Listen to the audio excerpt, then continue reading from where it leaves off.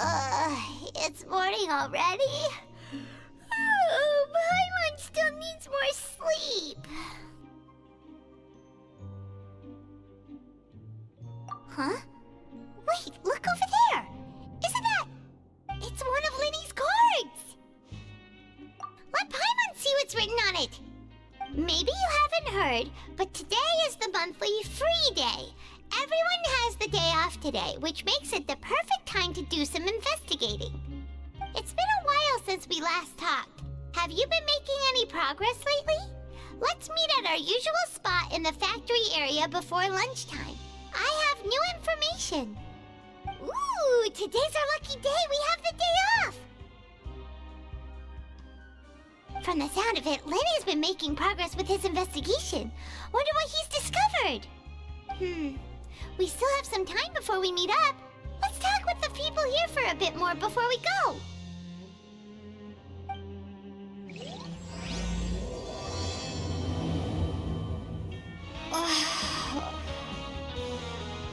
Look, there are some people talking over there. Let's listen in on the conversation.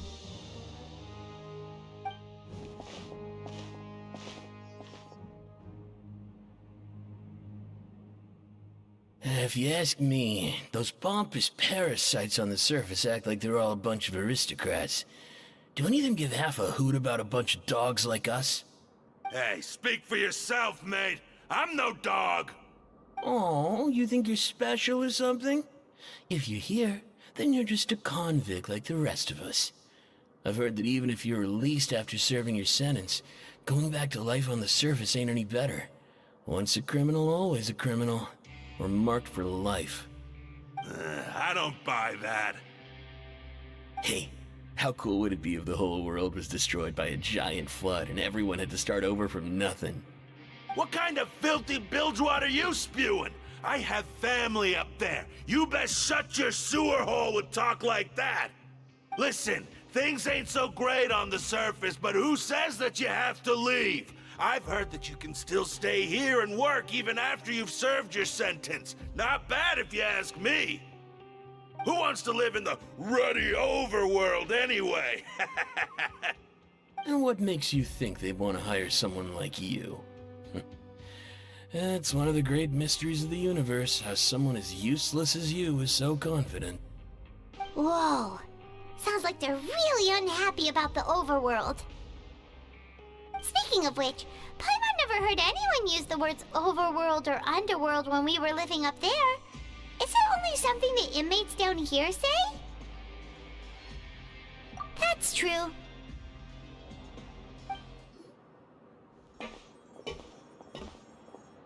There's a group of people over there. Let's go listen in. So I said, that's not a faucet. Hey, who are you two? Why'd you come over all of a sudden? Oh, sorry for eavesdropping. Sounds like you were talking about something private. What's the matter? They're just looking to join in on our fun, that's all. Hey, don't pretend like it's okay for them to just interrupt us like that. Yeah, fine. You're lucky we don't mind extroverts that much. You hear that, Quisto? What nice! Your expressions tell me you're looking to hear some juicy info, am I right? But before that, it just so happens that I know you two. Really? Are we that famous? You're kidding. How often does anyone get a personal tour led by His Grace himself? Practically everyone was talking about it. Word has it that you also caused quite the kerfuffle.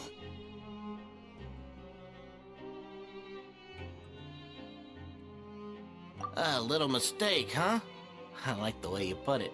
You see, people with a good attitude can join our group anytime, unlike some of the others here. Your group? I'm Quisto, and this is Lavaroon. People usually call us the Bombshell Bros, but don't worry. We're not playing with bombs or anything. It's just that our information is always so explosive, and we blow minds on the regular. So, you two really like to gossip? Whew, you sure know how to embellish. No. You don't get it. Knowing intelligence will make things better for you here. For example, knowing who's working with whom, who has the latest rumors, who's not getting along. Wouldn't you like to know all that? Whoa, all this info's worth something, you know? You should prove you're worthy of it. I don't mind him. Quisto's always this way. Just play nice and say something to massage his ego. The welfare meals. Talk about the welfare meals. Right. That meal we had yesterday was super delicious. Paimon can still taste it whenever she closes her eyes. Is that so? To tell you the truth, I've been helping out with making those welfare meals. I've been working as a kitchen assistant for about a month and a half now. Oh, so you're the one who made those delicious steaks. Amazing. You could be a professional chef. You are correct. I am a true professional. In fact, I even went to culinary school. But enough about that. Since you like my cooking, I guess that means we share similar tastes. Listen carefully. This little bombshell will help you learn what's really going on here in the fortress.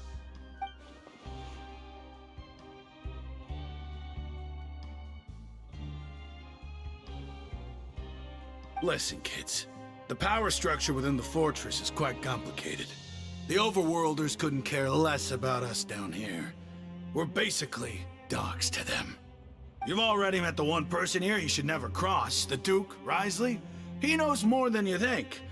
And if he doesn't care about something, then he often doesn't bother dealing with it. Those who have the Duke's attention get all kinds of special perks. Even better treatment in the infirmary. I know who you mean. It's that Jurier character, right? I don't think there's anything useful about him at all. Why does he visit the infirmary practically every day? Is it normal for anyone to be going in and out of there so often? If you ask me, he's just faking it to get out of work. But did you know that Jurier was a talented researcher from the Fontaine Research Institute before he came here? There's no denying that. I don't care if he was a researcher that could turn dirt into Mora. Once you're in the fortress of Meripede, you're just another inmate like everybody else.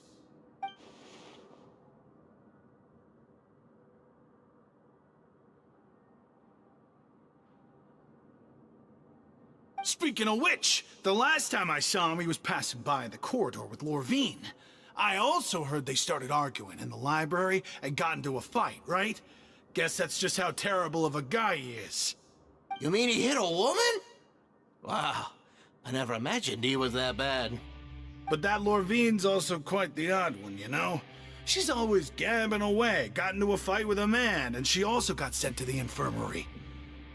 Come to think of it, I always see her going to the sick bay every couple of days, too. Wait a second. You don't think? Do you think could it be that they're secretly meeting there to go on dates? But it's really hard to imagine. After all, I do remember seeing Lorvine beat Jurier to a pulp that one time. And we might be overthinking things.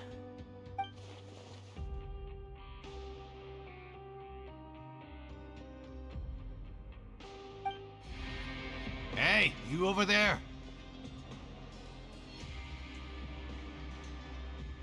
Yeah, you. Say, do you like playing card games?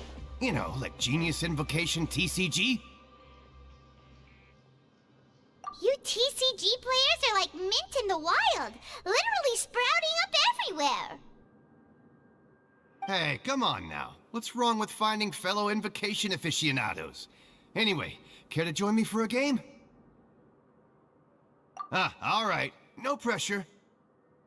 But why would you be looking for people to play Genius Invocation in a place like this? Don't people usually come here to fight? Whether you're throwing down cards or throwing punches, it's all a competition, isn't it? It's all the same in my eyes.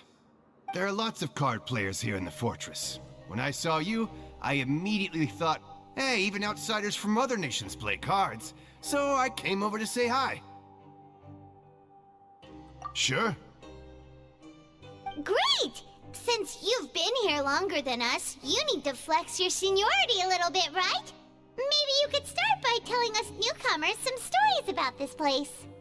I thought you would have already heard everything by now. All right, then. Did you have anything specific in mind? Or do you want me to just pick a topic? Why don't you pick? We'll let you know if we've heard it already. All right. Have you heard any strange rumors since you've arrived? Ben, did you know that there are some people who are always gossiping over in the corner?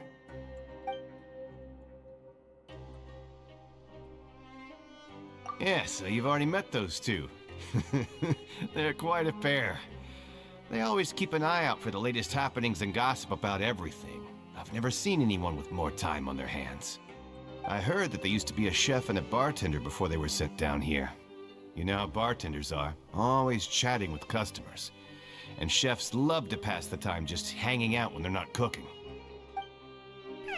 Good to know. Do you have anything else to tell us? Let me think.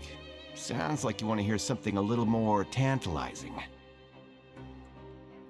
Oh, did you know that the Duke was also a convict in the fortress of Meripede before? Huh? Wait, are you serious? That's right. The Duke was an inmate just like you and me. Seems he was exiled here for committing some crime. Who knows how he ended up rising up to become the warden, though. To go from an ordinary inmate to becoming the manager of the whole place? I'm not gonna lie, I kinda respect that. A forbidden zone? Sounds like something that someone just made up. I've never heard of that. Where did you hear about it? It's just a rumor we've been hearing, but no worries if you've never heard of it. Do you have anything else you can tell us? Anything else? Not that I can think of, but I'll be sure to tell you anything interesting I hear next time. You'll have to play a game of Genius Invocation with me first, though. Okay, we've talked to just about everyone, and it's about time for us to go meet Linny.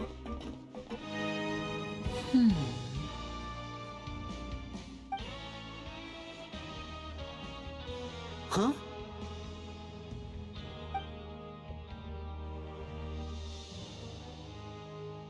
That look in your eyes. You found something? Hey, this is no time to be modest. Just tell him we found a boatload of information.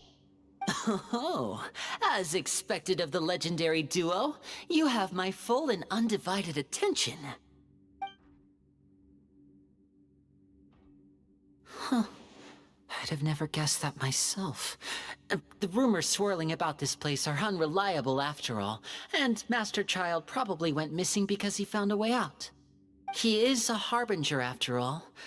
I suppose he's much more resourceful than I initially gave him credit for. Unfortunately, this isn't enough for our final report to Father. We need to find out Master Child's exact whereabouts. Father told me that even though Master Child said he was just coming to Fontaine for a vacation, he actually had some personal reasons. His agenda might be linked to his disappearance.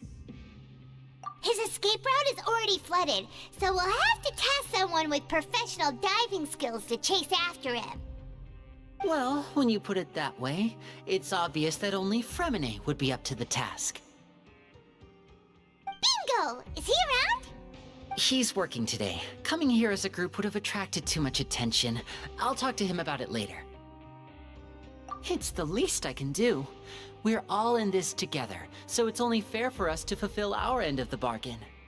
Honestly, I'm far more impressed by you guys managing to collect all this information right under Risley's watchful eyes. Collecting information has always been our strong point. Now, let me think. To find out more information, Fremine will have to retrace Master Child's original route. And if he's to do that, he'll have to set out on the next pipe cleaning day at the earliest. That's 6 days from now. And after that, he'll probably take another 2 or 3 days to return. You can even estimate how long it'll take for him to get back? We've been working together for a long time. We know each other's capabilities like the backs of our hands. Traveler, What say you to meeting here 9 days from now? We'll be able to pick up Fremine while we're at it, too. Oh, and there's just one last thing we'd like your help with. Though we can just sit back and wait for Fremine's report on Master Child's whereabouts, we still need to make more progress on the investigation of the Forbidden Zone. Fremine's no master of disguise, Lynette's still working on getting intel from the other areas, and I'll need to spend some time helping Fremine prepare for his diving mission. So, you are the only ones we can count on. What do you want us to do? Will it be hard? Well, I won't call it easy per se, but I think you'll be able to pull it off. Listen carefully. You'll need to find an excuse to get into the infirmary and investigate the room and environs. You've mentioned several sketchy-looking people always meeting at the infirmary earlier, so it probably has something to do with the secret we're hoping to uncover. You've already met the head nurse, so she'll be less suspicious of you. Investigate the internal structure of the infirmary and any active dealings within, and pass those on to me alongside anything else you're able to discover. But also, there's no need to take risks. Don't forget, safety always comes first. My apologies. I just started rambling out of habit. It was almost as if I was talking to my younger sister. But that's not a bad thing, right? All right, then we'll head out as soon as we finish our prep. Let's go our separate ways for now, then. Don't forget, we meet here again in 9 days. Stay safe.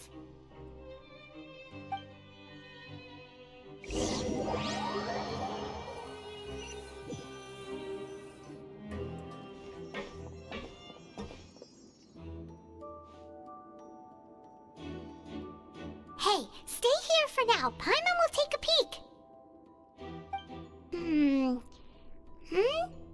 There seem to be several people inside.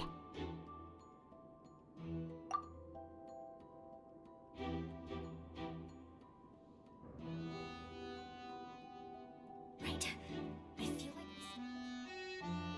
it's not impossible. So... Please be mindful of the time. It's a bit hard to understand them from here, so why don't we just try to talk to them in person? Let's go as soon as you're ready.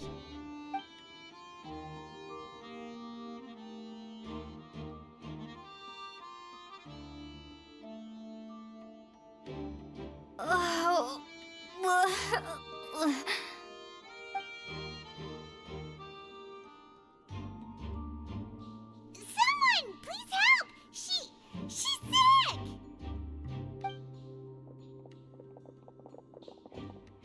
Whoa, are you okay?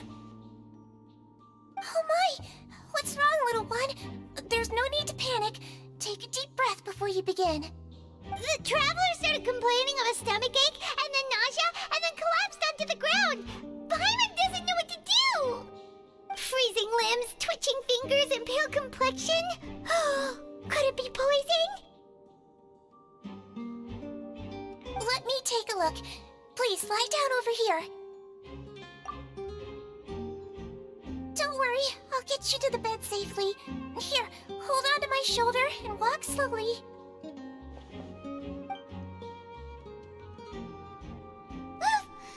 You can do it, Traveler! Don't apologize. You're sick after all. Now, please relax. I'm just going to do a preliminary checkup on you.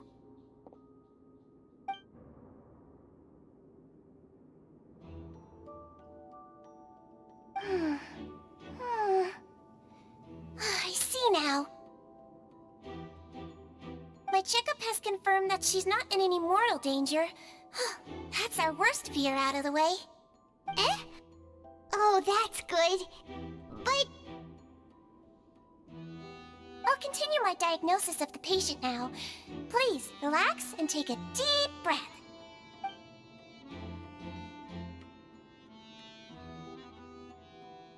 I don't sense serious damage to your organs either. Does it hurt when I press here? And here? Huh? But based on my initial checkup, there shouldn't be a problem here. How strange.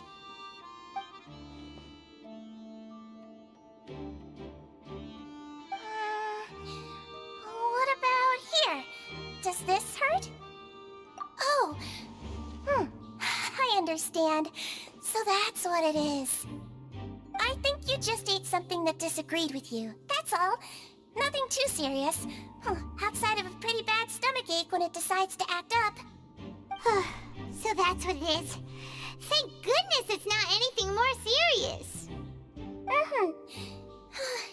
have been other inmates complaining about the food recently. I'll inform our head chef, Mr. Wolsey, of this problem as soon as possible. Congratulations! The health risk is incredibly low, so you should recover within a couple days. Why don't you take a rest here while I go get some medicine for you? Miss Levine, I'll have to trouble you to help me look after this new patient while I'm gone. Very well. And she hopped away just like that.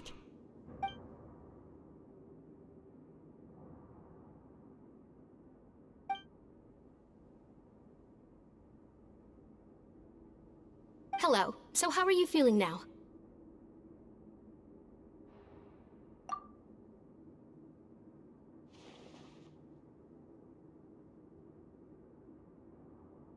Her stomach ache's really bad. She was stumbling about the whole way here, so Paimon's really worried. If Miss Sijuin says it's not a serious problem, then there's no need to worry. She's the best medic we've got down here. But it also looks like she's the only medic you've got down here. Well, that's true. What do you mean, that's true? That's really misrepresenting the situation. Of course I can't speak for the whole fortress, but it's not like everyone imprisoned here is useless, you know? Though they may have committed crimes and gotten locked up here as a result, they still know a thing or two about medicine, and they help Miss Sijuin take care of the sick and injured. Yeah, you're right. But did you have to lecture me about it in front of another patient? Aren't you a patient too? Where did all your energy come from? That's correct. Sorry, I got a bit ahead of myself. Are you two also sick? We've been sick a while. I come back every once in a while for checkups, and to pick up the medicines Miss Sijuin prescribes for us. That's just the nature of chronic illnesses. As for her... you could say she fancies herself as Miss Sijuin's capable helper because she learned a bit of medical knowledge ages ago. Please watch your mouth, Mr. Jurier. Don't forget that you are the primary reason I have frequent heart palpitations. Hey, don't start arguing now! Please, keep it civil at least!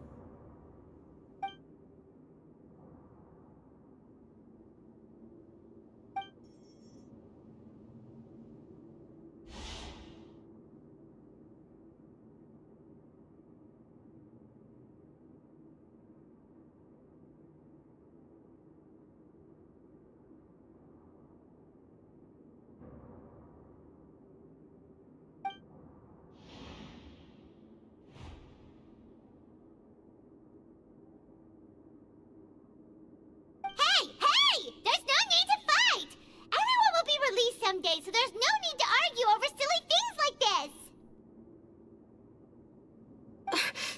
this! But... Release. It's way too early for us to even think about that. And who the heck knows if we'd even be able to continue our previous lives?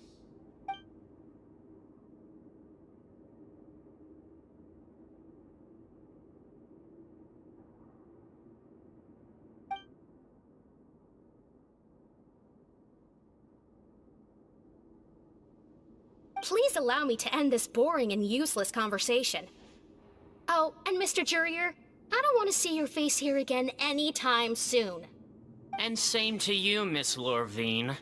Anyway, that was more than enough rest for me, so I'm going to get out of this excessively noisy place. See you later, everyone. He just slowly walked off like that? That's just what he's like. I'm sorry you had to see all of that. I'm Lorvine, and that's... Well, his name is Jurier, but I hope you'll never have cause to remember his name. You really can't stand him, huh? I mean, can you blame me? Look, who would like someone who's as arrogant and obsessed with weird research topics as he is? But But there's no need to keep dwelling on him. I'll accompany you two for a while. Miss Zishwin should be back soon, and I'm sure you'll feel better as soon as you've had some of her medicine. No, it's nothing. I'm back! Did you rest like you promised? Thank you for getting our medicine, Miss Zishwin. Did you all cooperate with your bed rest? I trust that nobody got up to walk around. Good. Here, this should be 2 days' worth of medicine for you. Take 1 pill now, and then continue your bed rest.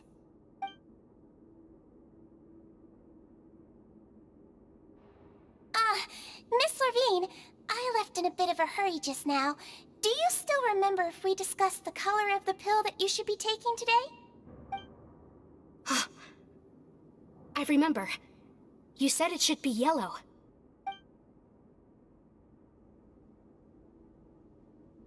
Yellow, huh?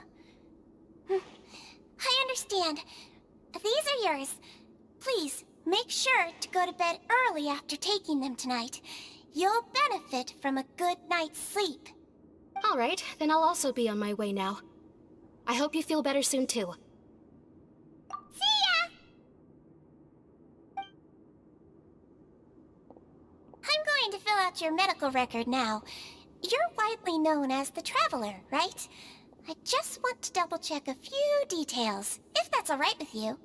Those two made quite the commotion just now, so why don't we let the Traveler rest? Paimon can answer the questions instead. So her primary symptoms are abdominal pain, with secondary symptoms of nausea. Is there anything else? That's it. All right then. Is there anything we should know besides to take the meds? No, her base constitution is quite good, so I'm sure she'll recover quite quickly after taking the medicine. Please, make sure to stick to bland or less stimulating foods. And don't stay up too late at night. Got it! Paimon will hold the Traveler to that for sure.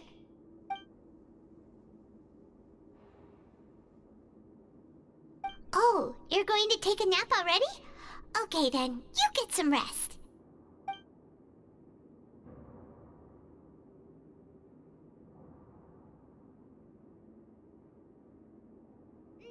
We've been to lots of places together. She may look a bit under the weather now, but she's actually super strong. Oh, so you're the best of companions. Well, don't worry, she'll recover soon.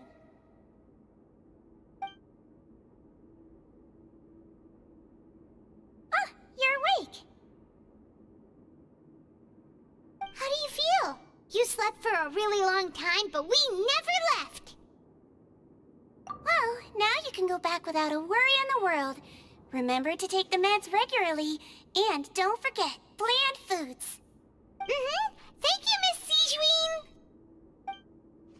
Seems like a lot of people have been coming down with an upset stomach lately. I'll need to address that. You really are something. To be able to fall asleep like that and even sleep talk the entire time, you scared Paimon half to death! No, but you kept mumbling things along the lines of, Pyron, go take my grilled fish and put down the Adeptus Temptation now! Paimon talked with Zishwin the entire time you were asleep. She seems like she's just a sincere nurse, and Paimon didn't notice anything unusual in the room. Are you sure we're not going off track with the infirmary?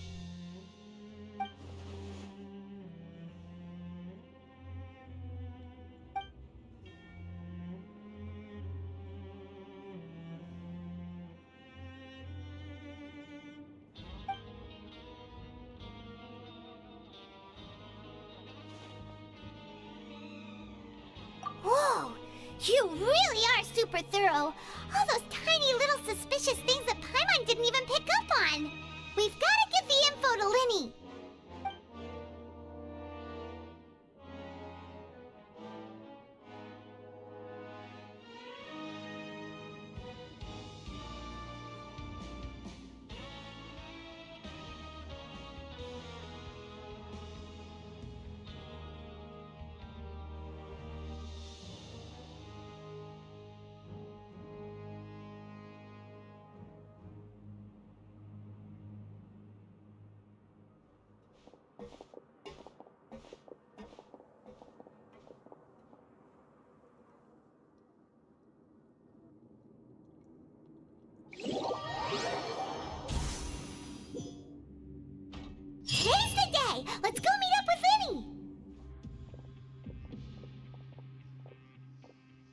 Did you two run into any trouble over the past few days?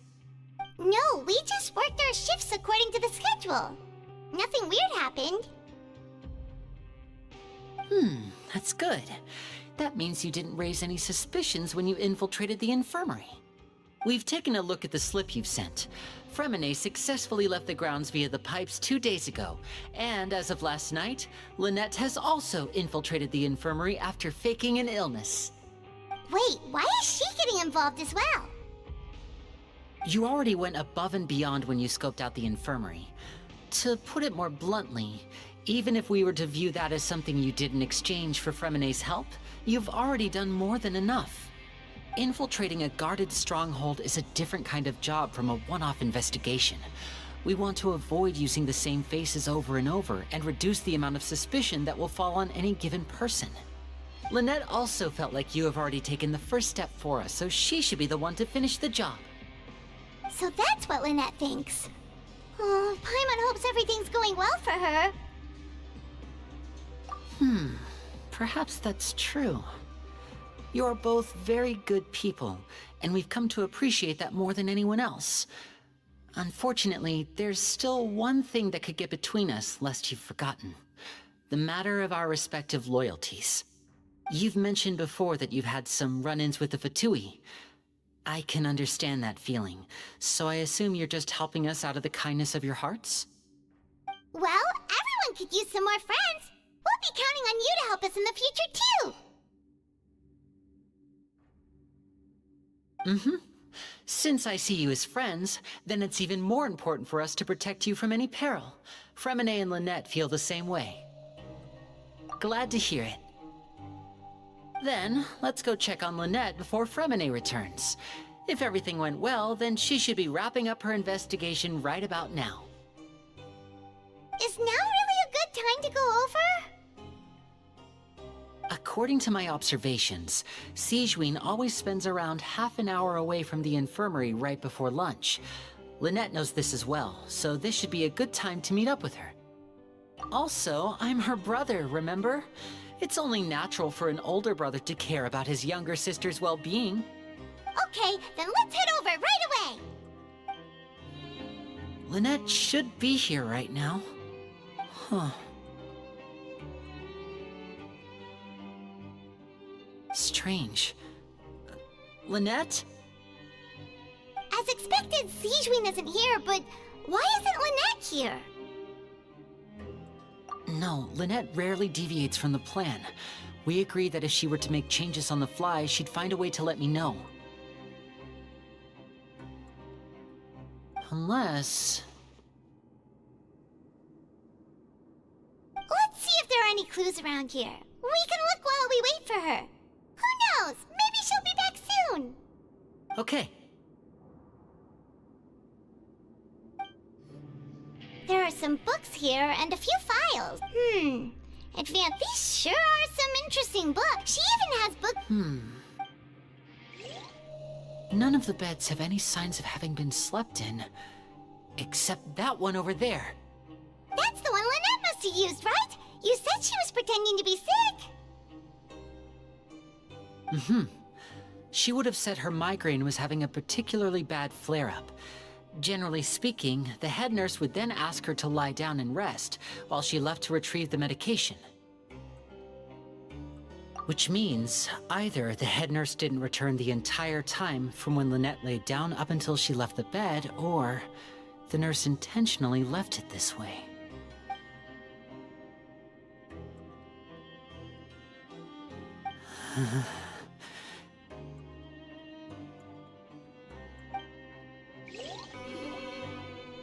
This is it! We saw it before! Wait, this thing? It doesn't look like it's been disguised that well.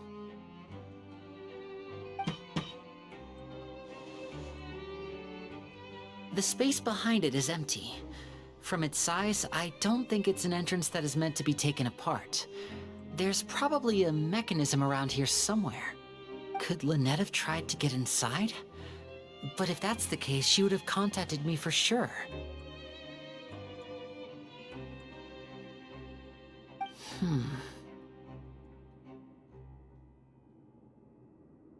Let's look around here for some more clues. Don't panic, just take another look.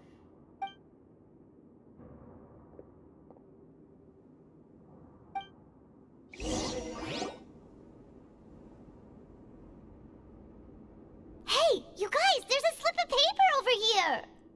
A slip of paper? It's right over here, and there's a bunch written on it too. It reads, "Out of respect for your usual practices, I'll use a piece of paper or card as the medium to pass on my message. You may consider this as me giving you my best regards." This is... Is that all? The back. This is... Show me! Now! That look on your face. Paimon's reading it now. Would you care to guess where Miss Lynette of the Fatui could be right now? No. Could she have... Is she already... Writhsley.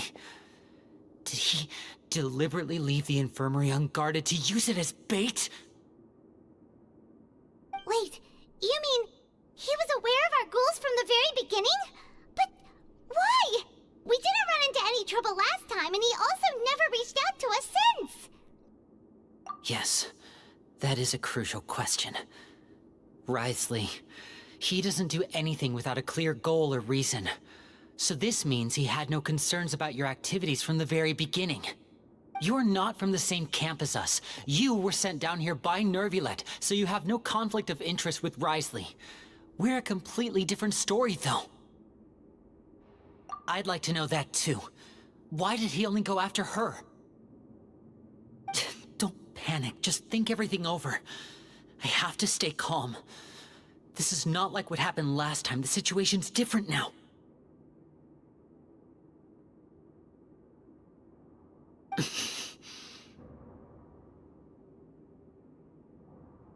Wait, you're right. Wait, but that means... The fact that Fremine was able to leave the grounds, could Writhsley have let him go as well?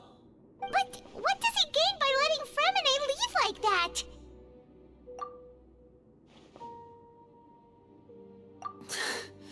So he's challenging me and trying to provoke me, I'm sure of it.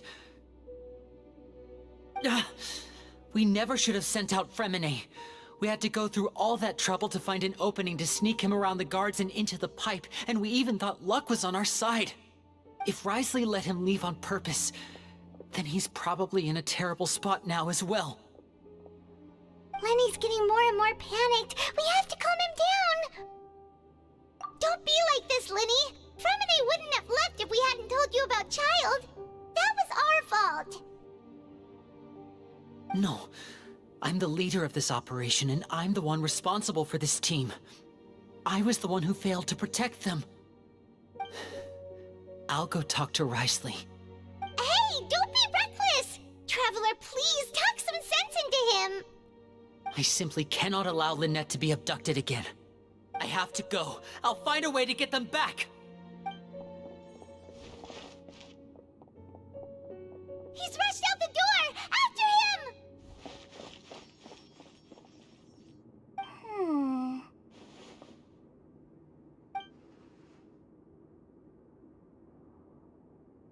Right. I feel like we still have some room to make changes on these details. It's not impossible, but it'll require extensive testing. Is that so? Very well. Then please be mindful of the time. Huh? Is someone? Pack everything up. Whoever's outside is eavesdropping. They'll probably come in once we stop talking. Someone! Please help! She's sick!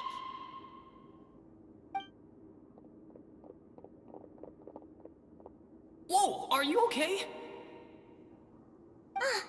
These two. As expected, they've already found this place. Oh, they are quite sharp. What a delightful turn of events. I like smart people, but I also like playing dumb. I like the feeling of being trusted. Oh my! What's wrong, little one? There's no need to panic. Take a deep breath before you begin. Being able to read human expressions is quite the useful skill. Lenny! Wait!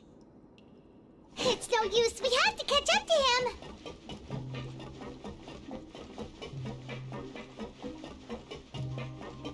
He's already out of sight. How is he so fast? Let's go head him off at Risley's office.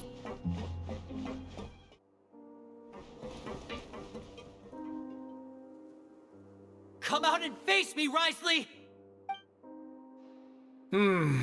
Aren't we at an administrative office space? Why don't you at least try to follow even a couple rules from the fortress's indoor management regulations? What did you do to my sister? I ran into the young miss at the infirmary. I'd heard that she was suffering from quite the migraine, so I decided to invite her over for a cup of tea. I do have some teas in my collection that can work wonders against such an illness. Stop joking around! Where did you take my siblings? I have also heard that your performances are quite the spectacle. Miss Lynette would sometimes enter a box filled with water, only to emerge the next second from another place altogether. Maybe she'll appear behind you right now if you were to turn your head. Is he trying to trick me into turning my head? No, he's probably not looking to attack me right now. All of the hostages are in his hands, and he's even in the mood for small talk. That means Lynette is probably still alive. You knew we were investigating the infirmary from the start, so you deliberately aroused the Traveler's suspicions and baited us into continuing our investigation, just so that you'd be able to kidnap Lynette. As for Fremine, no, you probably didn't even interfere with Child's escape. You let him go, so you could purge the Fatui members that we had planted into your ranks. There was no need to do so. The Fortress of Meripede is a pretty pleasant place. Most people enjoy their lives here. The only ones who act differently are those with personal agendas. It was quite easy to identify your colleagues. You removed our original members and spread the news of Child's escape so Father would assign our team to come down and investigate. Fremine has also fallen into your hands, right? If you're oh so omnipotent and so in control, why would you need hostages? One correction. Lynette is in my hands right now, but Fremine is not. He's not? What do you really want? Lenny! Oh, wonderful. Everyone is here, so I'll only need to say this once. Thank you so much for cooperating with me. Eager and to the point, I see. Alas, only Miss Lynette is currently having a cup of the fortress's finest tea. Although, as per your original plan, Mr. Fremine should also have returned to the fortress by now. But he has neither shown up within my gates, nor has he been taken into any kind of custody. So where do you think he may be right now? Wait, you can't mean... You locked him outside in the sea? I closed the fortress's gate to the outside world. That's all. Fremine's a star diver, so he should be fine, right? No, we're still here, so he'd definitely try to find a way to come back for us. So we can't assume he might have made a break for the surface. But why would I do this, you may be asking? To have an audience with you, of course. My intel tells me that Mr. Linney is a great magician, so it's only natural for me to want to have some cards of my own when it comes to negotiating. Besides, I do recall you mentioning to Miss Lynette that you've always wanted to have a face-to-face meeting with the Lord of the Fortress of Meripede, regardless of whether it was in a personal or a professional capacity. Well, you got your wish. So, you've been keeping tabs on us before we even set foot in the fortress. Some of my folks just happened to hear a thing or two, that's all. In any case, I will be straight with you. I was willing to play dumb and turn a blind eye, so we had a pleasant few days playing games together here. But once you started focusing on the Forbidden Zone, all of that changed. Mr. Linney, the cards are stacked against you right now. Miss Lynette is in my hands, and Mr. Fremenet is still slowly being pickled out there in the brine. You know just as well as I that he cannot last out there forever. You need do but one thing to guarantee their safety. I would like you to contact your superior, and ideally invite her over for a cup of tea with me. You want to see Father? But why should she bother giving you an audience? Well, if she cares for the well-being of her dearest children, she should have plenty of motivation to join me for a parents' evening. I've heard that the bonds between the members of the House of the Hearth are like the bonds of family. I don't see why she would refuse. Why did you think Father sent us to handle the Fortress of Meripede? This place is basically a no-man's land. It wouldn't be fitting for anyone as important as a harbinger like Father to come here in person. Oh, I see. So it's because she doesn't care for my place here. That's such a shame. After all, I've amassed quite the tea collection. I was looking forward to sharing it with her. Both Monsieur Neuvillette and Lady Farina have already received many samples as gifts. Was this the extent of your master plan to get to Father? No matter how much pressure you may put on me, I won't allow you to use us to blackmail her. You people really are difficult to get along with. All I'm asking for is a face-to-face conversation. Does she truly have no interest in the fortress's secret? Mr. Linney, you have one last chance to invite your father here. If you refuse...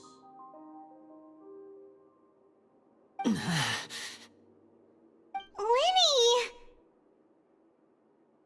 Instead of asking why I'm doing this, why don't you try to see things from my perspective for a second? From the very beginning, the Fatui has been actively infiltrating my fortress. I gave you a warning by cutting off the first few operatives I found, but that only caused you to double down. Had you given up on the fortress then and there, I'd have no reason to want to talk. Mr. Fremenet left the fortress on his own, and Miss Lynette tried to pry out my secrets right in front of me. No matter how you look at it, the responsibility for this falls on you. I shouldn't ask Father to do anything because of us. 6, 5... Wait, 2, 1. Time's up.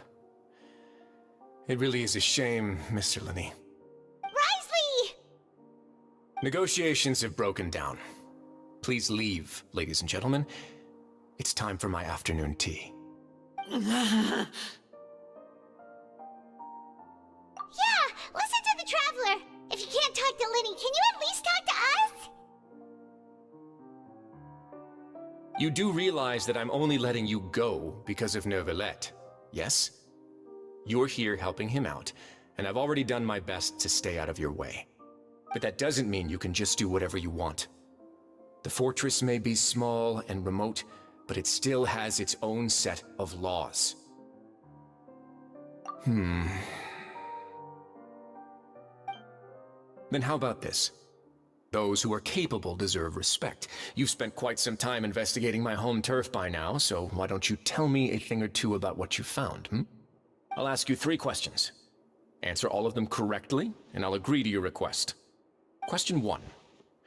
Regarding the hidden rules of the production zone, what is the truth behind the one about not being allowed to work for 3 days in a row?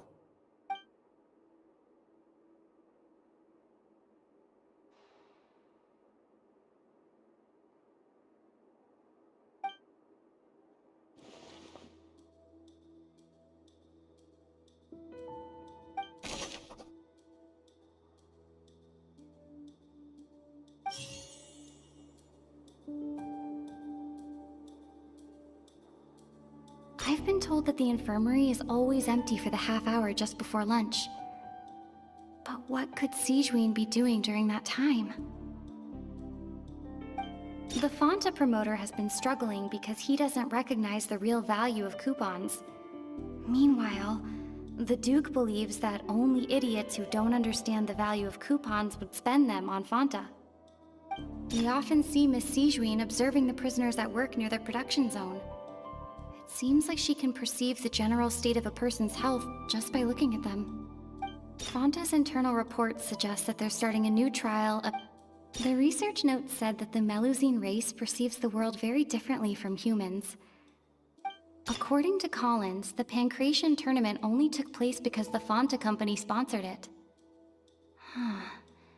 The company must want a return on their investment as well. We often see Miss Sijuin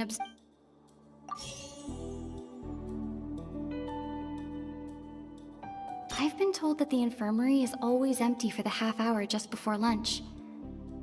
But what could Sijuin be doing during that time? The Fonta promoter has been struggling because he doesn't recognize the real value of coupons. Meanwhile, Fonta's internal reports suggest that they're starting a new trial of an unnamed and unpackaged product. But the product has to undergo a trial because even Fonta's own employees have a lot of reservations about it. The research note said that the Melusine race perceives the world very differently from humans. Because of that, the Melusines have also developed a sense of aesthetics that appear rather strange and alien to humans. According to Collins, the Pancration tournament only took place because the Fonta company sponsored. The research note said that the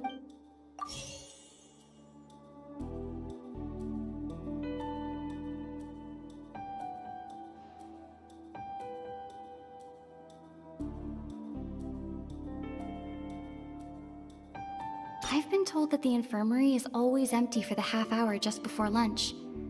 Fonta's internal reports suggest that they're starting an...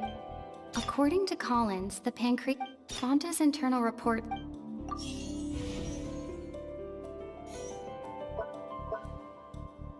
I've been told that the infirmary is... The research note said that the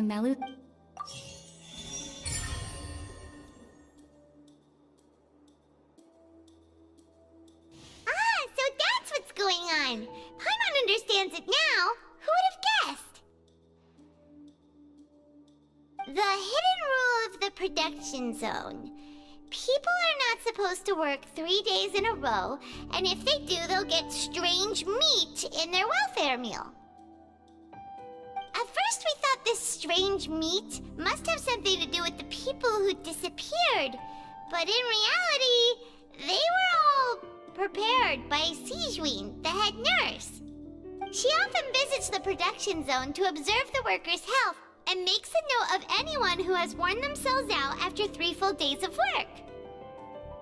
Out of her sense of duty as the head nurse, as well as her genuine concern for the workers' health, Sijuin visits the cafeteria right before lunch and cooks an extra dish for those who can use the stamina boost. Sijuin has only the best intentions with her surprise gift and doesn't want anyone to find out about what she does.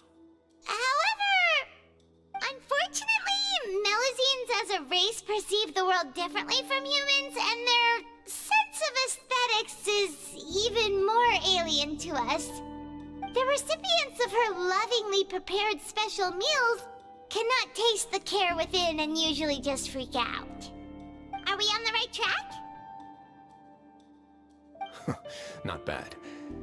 You've uncovered Sijuin's secret and even guessed her intentions correctly as well.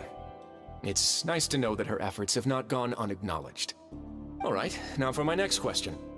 There are also some hidden rules in the Pancration ring, including the one that you're not allowed to support both sides of a fight. Why is that?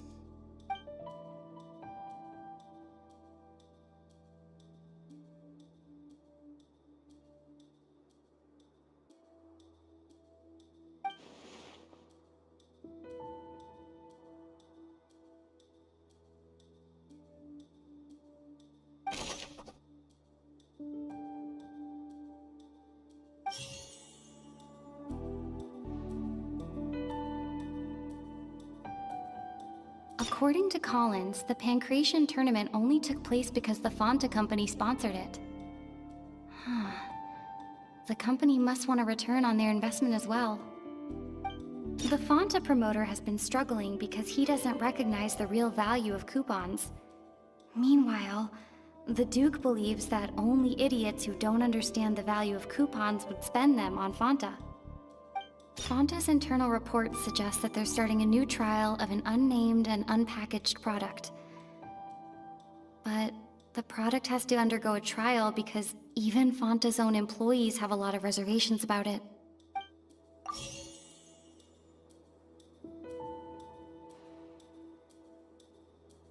The Fonta promoter has been struggling because he doesn't recognize the real value of... According to Collins, the Pancration tournament only... Fonta's internal reports suggest...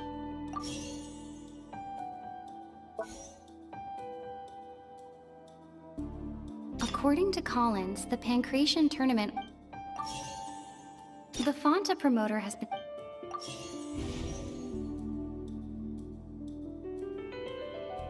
According to Collins, we often see Miss Sijuin observing the Fonta promoter has been struggling.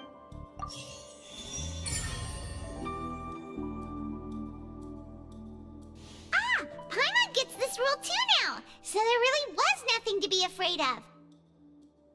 That hidden rule of the Pancration ring is about how, people are not supposed to bet on both boxers at the same time. And if they do, they'll receive a package containing a strange, blood-colored liquid. People get scared when they see it because they've subconsciously begun to associate it with the missing boxer. But really, it's just a bottle of the latest yet-to-be-named and packaged new Fonta trial product.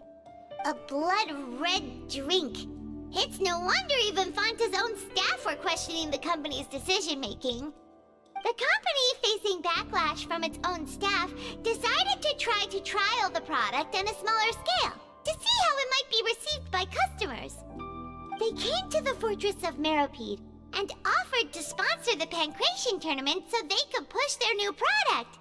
But the Duke completely refused to even entertain the idea. The Duke, knowing how valuable coupons are in the fortress, knew that only total idiots who didn't understand their true value would bother buying a Fonta product here. And so, only those who proved their stupidity by being dumb enough to bet on two opposing sides of the same match were selected to receive the drinks. I acknowledge the effort you've put into bringing the truth of this mystery to light. Although, based on your description, that Fonta promoter is a bit too careless with his words, I may just reconsider my collaboration with the company. All right, and here's the final question. What's the secret behind our head nurse and all of her patients in the infirmary? Stop your cruel and pointless games, Risley! You know that we haven't finished our investigation, so there's no way we can answer the last question! The thought of sparing Lynette and Fremine never even crossed your mind! You'll pay for this! Ah! Lenny, are you alright? Oh, close one. I owe you, Sijuin. That was a fantastic shot. It was nothing, Your Grace. Sijuin? Though this gun may look like a toy, it's actually fully functional, as I just demonstrated. Sijuin... You... Not at all. I am merely a resident of the fortress, and thus protecting it is my duty. When Monsieur Nervillette asked me to come here, he told me that my job would be to take care of the well-being of everyone here. I am merely discharging my duties. But if you mean what you just said, then isn't Linny someone you should be looking after as well? Isn't he a resident here just like the rest of us? But I really am just doing what Monsieur Nervillette told me to do. Everything I did, I've done to protect them. Had I not, they would be in far more dire straits right now. His Grace knows it too, right? Your Grace? Mind proving my innocence to them? My dear Sijuin, whatever shall I do with you? Would it have killed you to just wait another minute or two? Well, it's nearly time after all. The way you do things can be truly frustrating sometimes, Your Grace. I figured I should try to talk some sense into you. What are you talking about? What time? Take me if you want. But let them go. How touching. Can you just give me one more minute? Don't be at that, Your Grace. All right, everyone, calm down. 2 more visitors will be arriving any time now. I'll go get a cup of tea. Miss Sigewinne, I leave Miss Lynette in your care. You... What are you doing? I believe I hear footsteps.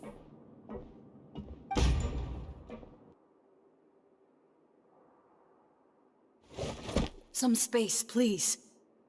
Ah, Miss Clorinde. My door. Fremine... Fremine... What's going on? What is Clorinde doing here? Work. I'm sorry about shooting you, Mr. Linney. The tranquilizing effect will begin to wear off soon. Please take it easy in the meantime, though. What happened to Fremine? Wasn't he diving just outside of the fortress? Why is he looking like this?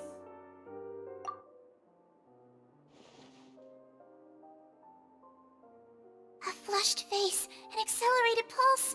He must have consumed primordial seawater. What did you say? Please, make some space. I'll need to give Mr. Fremine a more thorough checkup. Your Grace, I'll leave the rest to you. I'll talk to Clorinde while you get Fremine to where he needs to be. Everything else can wait.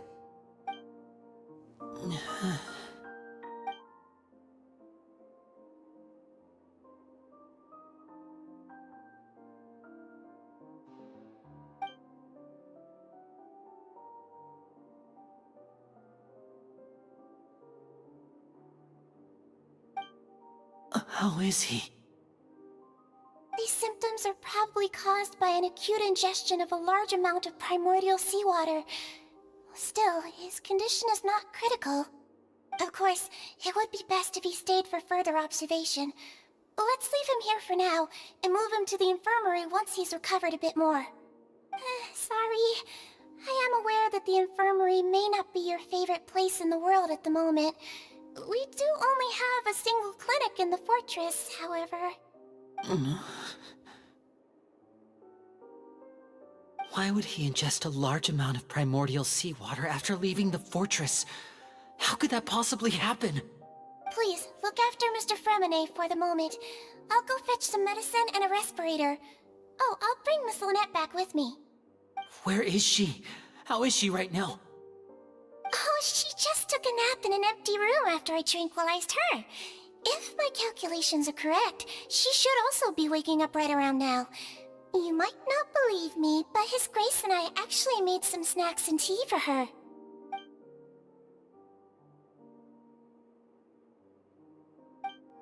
What's that look on your face? I thought I made good time on the way back.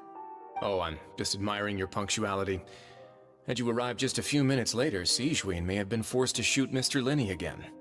How's the situation out there? The water has changed. It's pretty much as expected. The concentration of primordial seawater has increased significantly. I was only out there a short time, so it wasn't too bad. But if one were to stay for any significant amount of time... well, you can see how that boy's doing. Where was he when you found him? The abandoned zone at the end of the pipes. A good distance into the water. Closer than I thought. He must have recognized it early on and tried desperately to swim back. Locking the door was necessary. I don't think we could have saved two. Well, I did try to convince him that I had my reasons. Never seems to work, though. It would probably work on Neuvillette.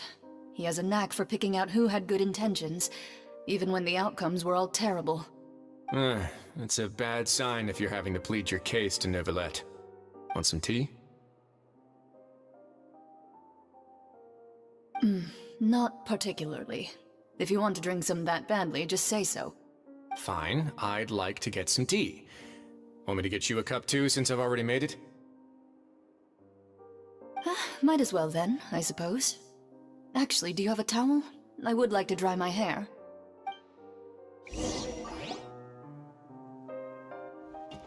Linny, are you okay?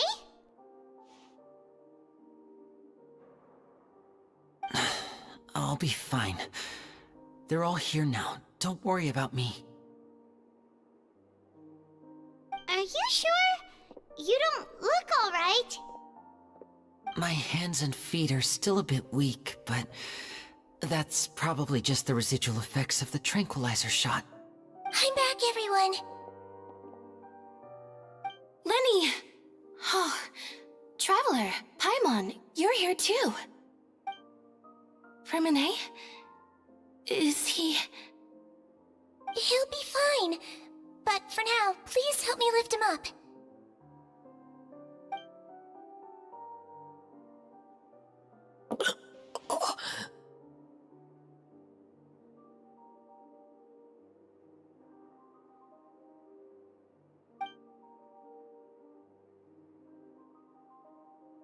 His breathing's beginning to slow down. Give me a hand and help me get him to the infirmary. Yeah, I'll take him from this side. Lynette, together? On it. Traveler, you seem pretty worried about him. Want to come with us? The Duke and Clarande are gone. They probably went to get some tea. The Duke will explain the truth in just a bit. Miss Clarande will need a break, since she only just returned from rescuing Fremine out of the sea.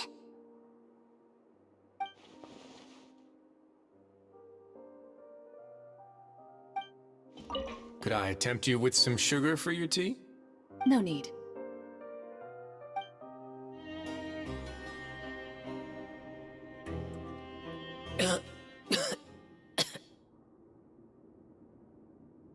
He's awake! Fremine, how do you feel? Lynette... We're all here. Where am I? The infirmary, at the Fortress of Meripede, Mr. Fremine, and you are no longer in any danger. How do you feel? Don't push yourself if you're not feeling up to it. Traveler... Paimon... It's been so long. The sea! There's something wrong with the seawater. Shh, it's okay. We can talk about it after you've recovered. No, listen to me. This is really serious. There's primordial seawater mixed into the regular seawater. I don't know why it's there, but no one should touch it. Pipes... Right, the pipes. It's all coming back to me now.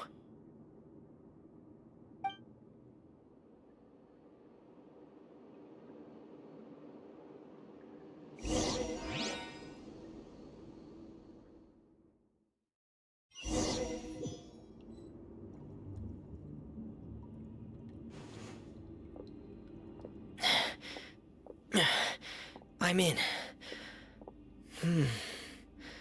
Seems like this pipe hasn't been used in a long time. It looks abandoned.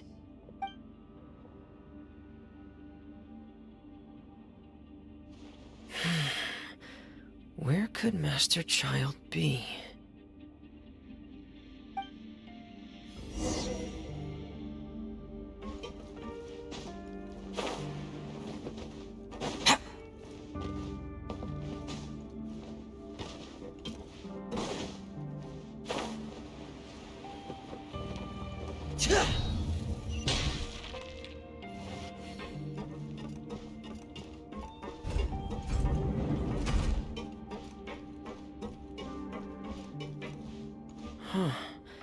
This mechanism looks like it's been tampered with. Could he have done it?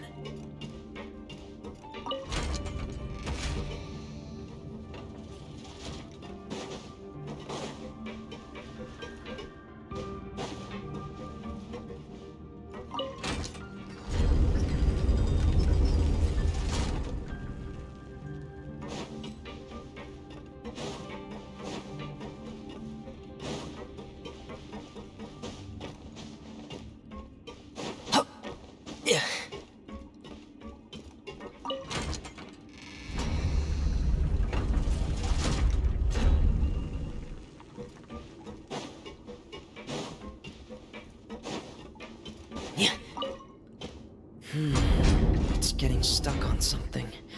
Seems like I'll have to avoid those obstacles while I turn it.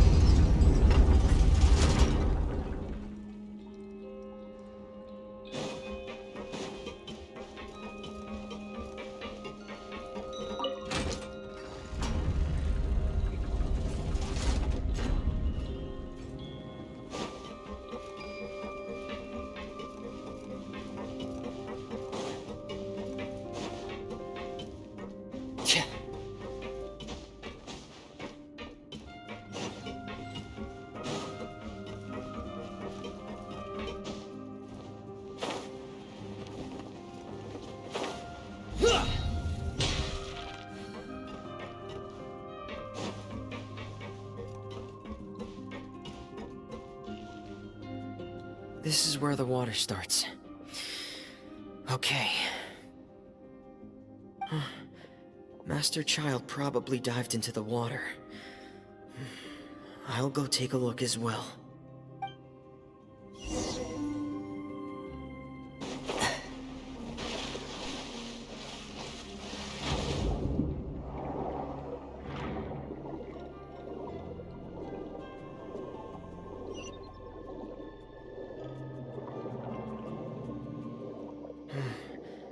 The vegetation here is a bit more sparse. These traces aren't natural.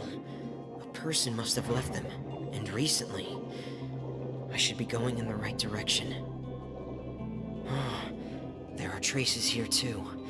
I need to keep going. Huh? The traces are gone. But I don't see where he could have gone from here. Wait. What the...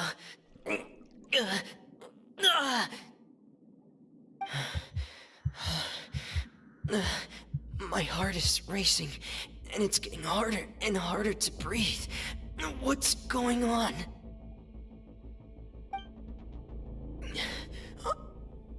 No good.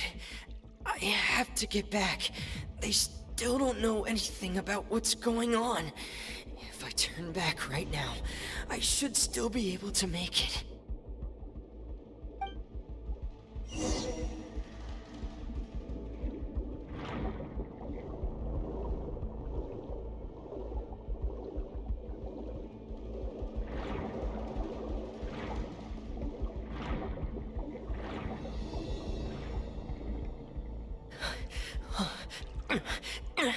I can't die here.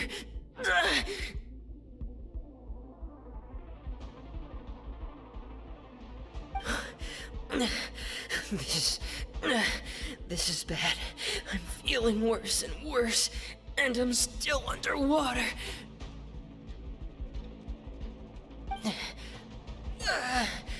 I have to push on.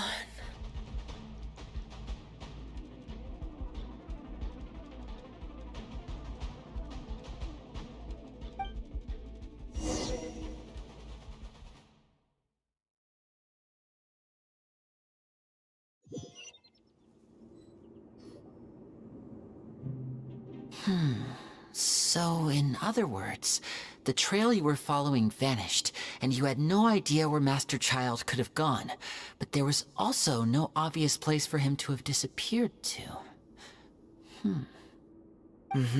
That's right. I tried my best to swim back, but I had already put some distance between myself and the fortress, and I just couldn't find the strength to keep going. I probably passed out some time after that, and you know the rest. Miss Clarande brought you back, but we also don't know why she just suddenly appeared at the fortress, or why she went out to save you. Miss Clarande, you say? I must go thank her in person. You're still too weak for Monet. You can go after you've had some more rest. Miss Lynette is right. I believe Miss Clarande will stay here as a guest for another few days, so there's no need to hurry. A guest?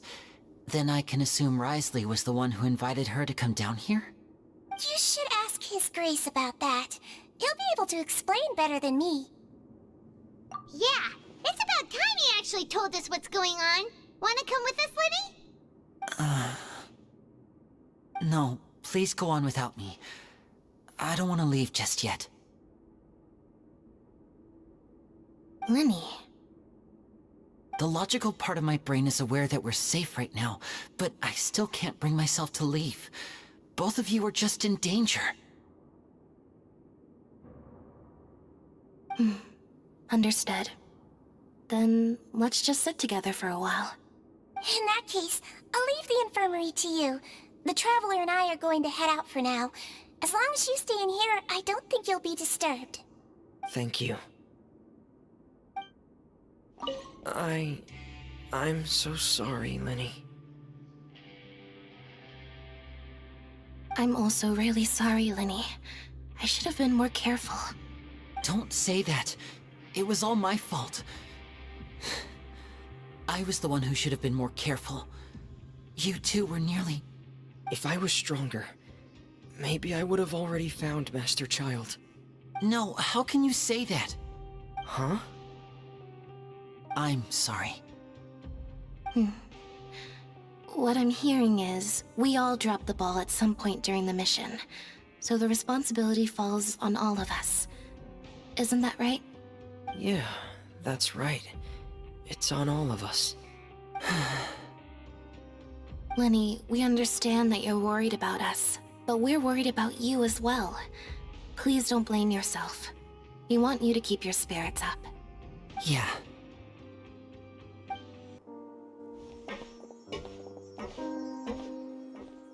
Excuse me! I take it Mr. Fremonet's condition has stabilized? Of course! I wouldn't have left the infirmary otherwise. I've been expecting those two, but might I inquire as to the purpose of your visit, Miss Siegewien? I wanted to check up on Miss Cloran. How are you feeling? Mostly fine, I think. If you don't mind, I'd like to perform another quick physical exam. It'll just take a few minutes. All right. Thank you for looking out for me. I'll take my leave for now, then. Well, want to explain yourself, Risley? Of course, but I'm not partial to the word choice of explain. How about enlighten? Where should I begin? How about you start by asking me any questions you have? You can start with whichever one you'd like to get answered the most. Then Paimon will begin. Did you know about Lenny's goals from the very beginning? No. I just knew they were Fatui operatives sent to the fortress by the Knave. As for their specific goals, I only figured those out as you made progress on your investigation. You managed to monitor and stay ahead of them even though you didn't know what they were trying to do? They came here with ulterior motives. I'm quite adept at discerning what that kind of behavior signals. Initially, I thought their goal was just to investigate Child's disappearance. Linny suggested that I had deliberately let him escape, but in truth, I didn't really do anything special to help or hinder him while he was here. Everything he did, from finding helpers to leaving this place, he did on his own. Of course, it's inevitable that the Knave would make a big deal out of her fellow Harbinger's unexplained disappearance. I'm also quite curious about where that Harbinger went, so I figured I might as well let the Fatui do their own investigative work.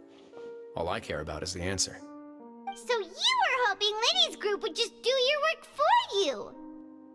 You make it sound like that's a bad thing. Unfortunately, things didn't go as planned. I assume that Fremonet has told you already, the ratio of primordial seawater around the fortress of Meripede is on the rise. The Forbidden Zone has always been Lenny's target, and you got roped into that investigation after running into him.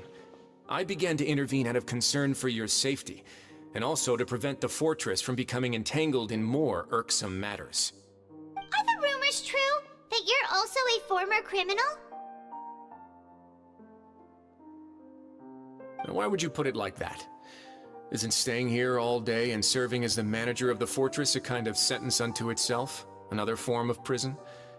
I just happen to have some support from the rest of the inmates. That's all.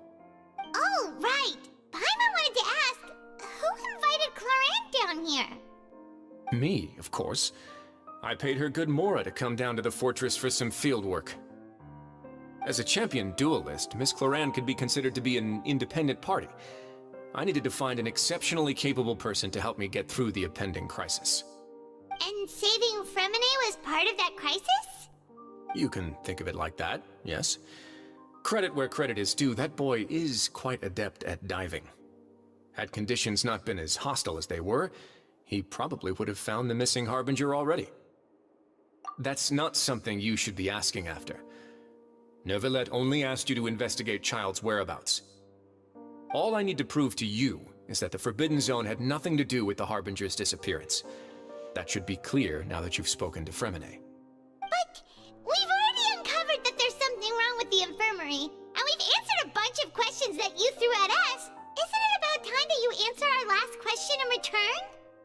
You make a compelling case. Do you really want to know the answer that badly? Yeah, Paimon really wants to know! Even if the truth may not be pleasant? Follow me.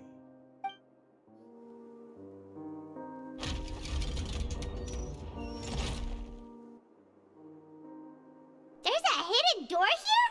And a whole basement behind it? Huh. You're pretty good at hiding stuff, Wriothesley. It seems you've forgotten just what kind of place the Fortress of Meripede is. Stand on the central plate. Wait, is there a secret mechanism or... Whoa!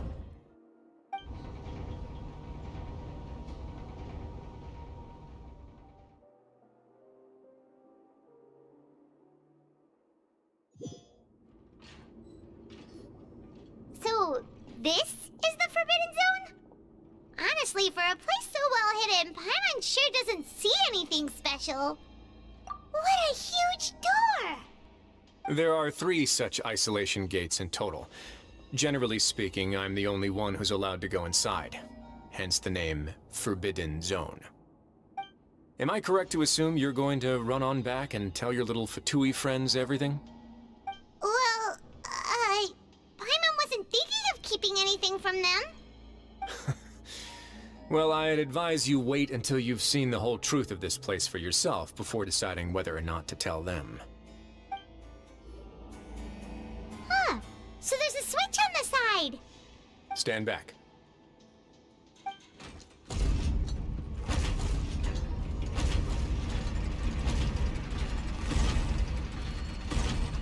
Whoa! They all just went up one by one! Go on, have a look.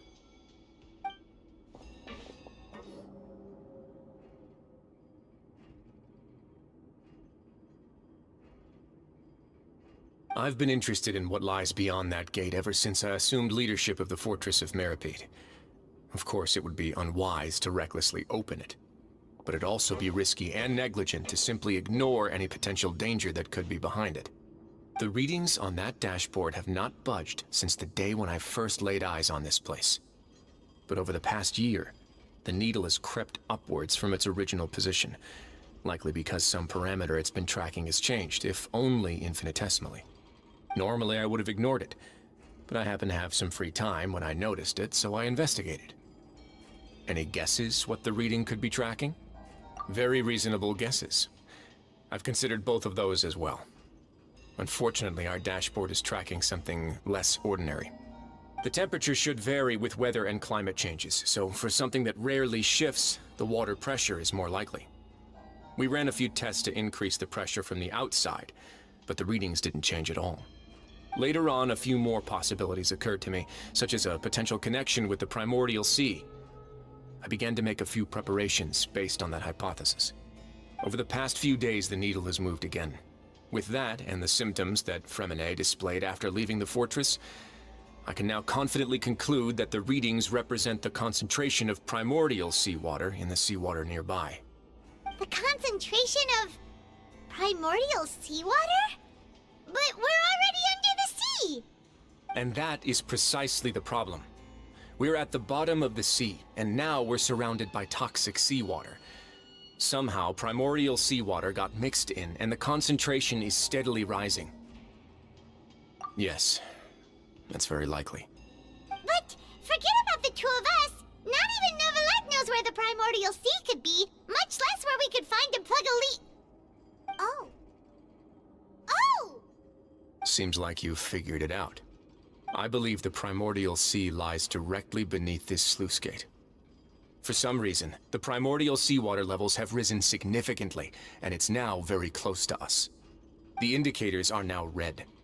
Although the gate still stands, some primordial seawater has already leaked out and mixed into the sea around us. If this continues, soon it will no longer be able to hold back the primordial sea at all. Yeah, you know what the legends say. If this place falls, then everyone in Fontaine will be turned into puddles in the span of a night. But that's just too weird! Why would the Fortress of Meripede be built right above a sluice gate for the primordial sea? Who built this place anyway? Your expression tells me you think this might be part of a vast, complicated conspiracy. To be honest, you might find the actual answer may be exceedingly boring. It's just that the secret of the Forbidden Zone had been long forgotten by the nation before I rediscovered it with my research. There's no single founder of the Fortress of Meripede in any traditional sense.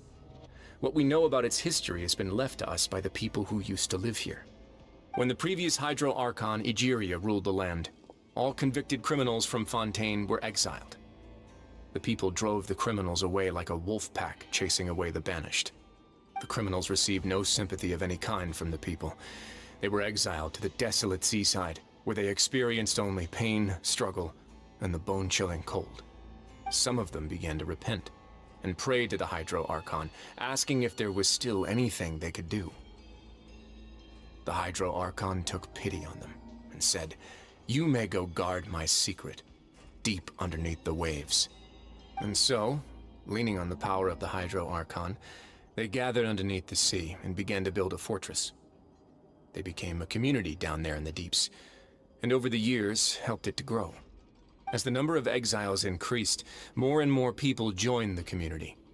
When the first group of exiles died, they left the yet unfinished fortress to their successors. The Hydro Archon continued to lend her support, allowing the fortress and what it stood for to continue growing ever larger. Before long, this dark underwater fortress became the sinner's only home. And with that, the people here stopped referring to the fortress as a prison. They saw themselves as repenting sinners who would regain their freedom once they had sufficiently redeemed themselves. But as time went on, people also realized that the fortress was a lonely place. Once they had gotten used to life here, they could no longer feel comfortable living in the overworld.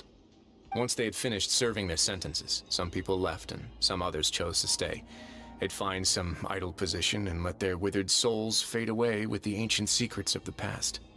After many, many centuries, few people still remember the reason for the fortress's founding. Now they just see it as an integral pillar of Fontainian society, as the place where criminals deserve to be sent. Now and again, researchers manage to break one law or another and live out their days in the fortress. I learned all this from an elderly historian. Everyone else just thought he'd made it all up. But now you know every part of that history is true. Indeed. It's just as the prophecy says. If this gate fails, then everyone will be dissolved into the sea. To be frank, not really. But sadly, that hasn't stopped this prophecy from proving all too accurate. Prophecies are troublesome things. Just hearing one will create the first wave of panic. Seeing signs of it will bring about the second, and actually witnessing it in real time, the third. Let's go somewhere else. I want to show you something.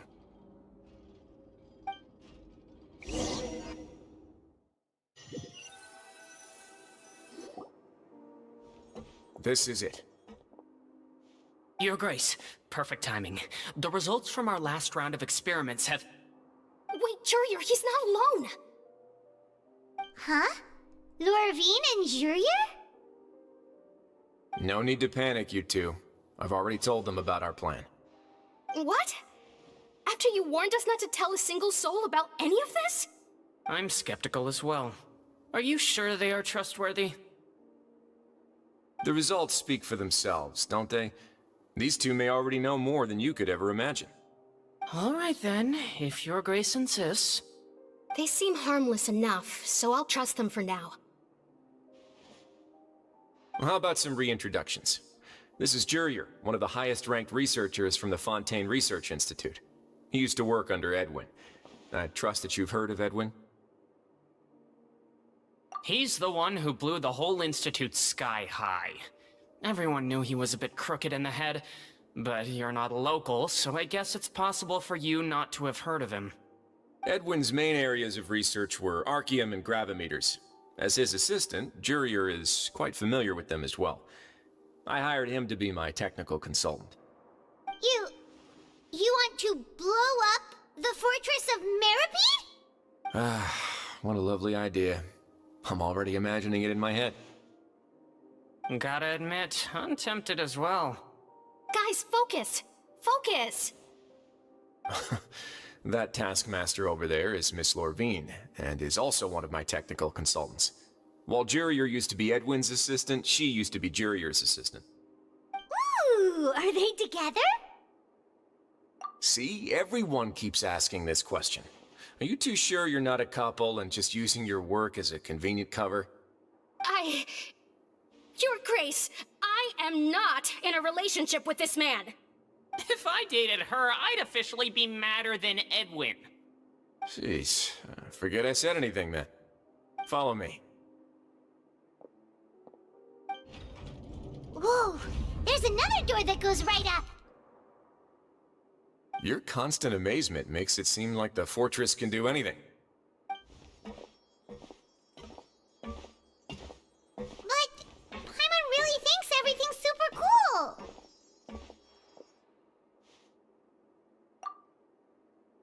Well, let's spice it up a bit. And here you go.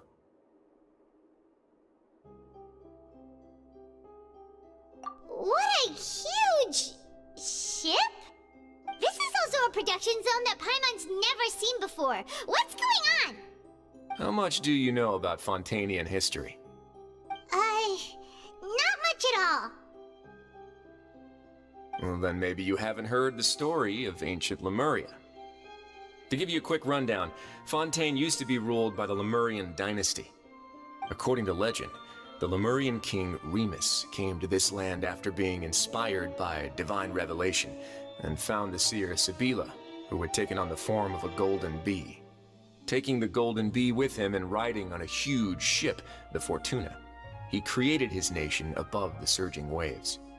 He called his nation Lemuria, and used the Fortuna to incessantly search for new tribes and islands, calling on them to join his empire. There's a ship in this story too? Where there's water, there'll be ships.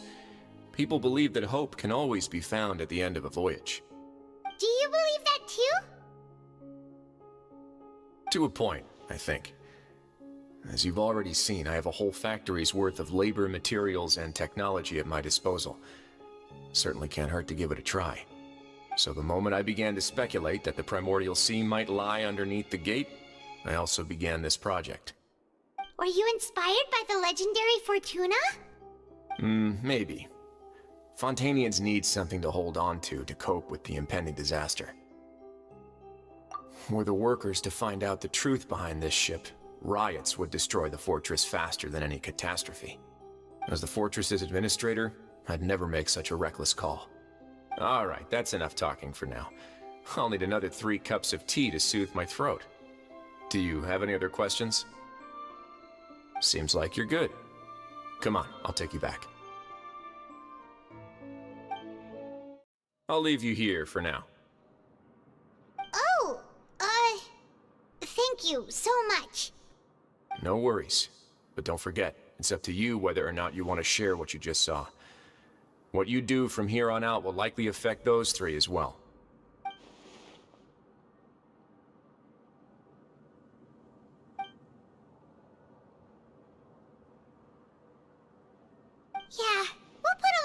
into it for sure. Great. I look forward to what happens next. We're back! Welcome back.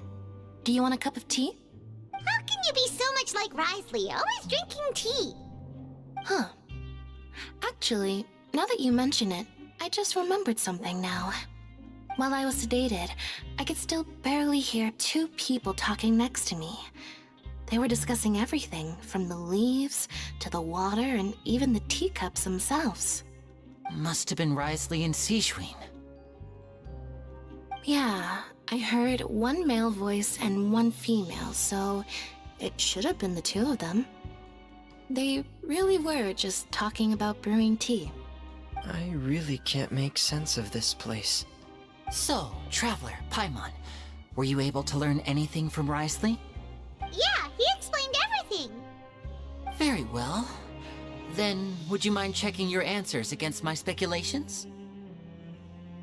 Yeah, I took the time to rest, so I'm feeling a lot more relaxed now. Nobody else is around, and Miss Sijwin is also busy with something or other, so let's just talk here. All right, then I'll posit my theories. I asked myself 3 questions. Firstly, why was Fremine affected by the primordial seawater? It was because he dove into the sea. My theory is, the long-lost primordial sea is probably very close to the fortress of Mirapede. Ooh, he's good. He got that right on the first try. That's our Linny. Secondly, Risley's attitude changed dramatically during the course of our stay here. He ignored us completely at first, then suddenly roadblocked us. Why? I spent quite a long time thinking about this. If he has been monitoring the Fatui since the very beginning, he probably ignored us at first because he was hoping we could find Master Child for him. What's more, the Fortress of Mirapede is not part of Fontaine's court system, nor does it report to Udex Nervulet. Risley is basically the king of a no-man's land. As long as the fortress doesn't do anything about Master Child's disappearance, Father can use it to pressure the Fontaine authorities. And while the 2 factions are pitted against each other, Risley will be free to move between the parties of interest. If I had to guess, he probably has something that he's working on himself. It's likely related to the secret of the infirmary, but I just can't think of what it could be. You're super smart. Thanks so much. Then finally, there's the last question. If Risley does have a plan, what could it be? All I know for now is that his plan probably has something to do with the changing nature of the seawater. He's even gotten Cloran to help him out. That can't be the full extent of what he's doing. There's probably a secret passageway behind the block in the infirmary, and there's something big in the fortress that most people here never get to see. He has a bargaining chip, and it could be important enough for Father to deal with him directly. I don't have enough information, so I have no idea what his chip might be. But let me guess. You have the last piece of the puzzle.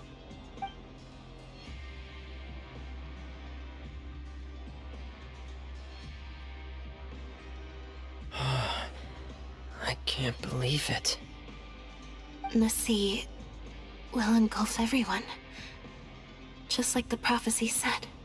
Could Risley have wanted to meet Father to figure out a way to deal with this crisis?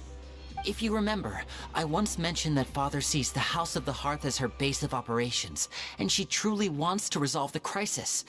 But how could Risley have known that? Or perhaps he didn't know, and just wanted to bring Father over to his side? Which could be why he said he just wanted to negotiate. Yeah, that makes sense to me. I understand your concerns as well, Traveler. I'll figure out a way to pass this on to our father.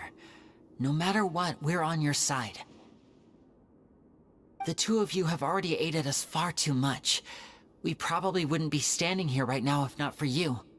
If you ever need anything else going forward, please come to the House of the Hearth at any time. Though you may not share the sentiment, after all that we've gone through together, the 3 of us basically see you as family now. You have my gratitude. Thank you for protecting Linny when it really mattered. And thank you for sharing the secrets of the fortress with us. We didn't think you were going to do it. Why are you being so formal all of a sudden? Given your strength, you might not need our help at all.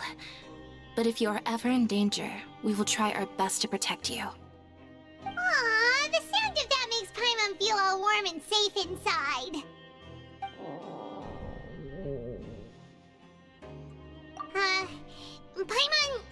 Paimon's hungry.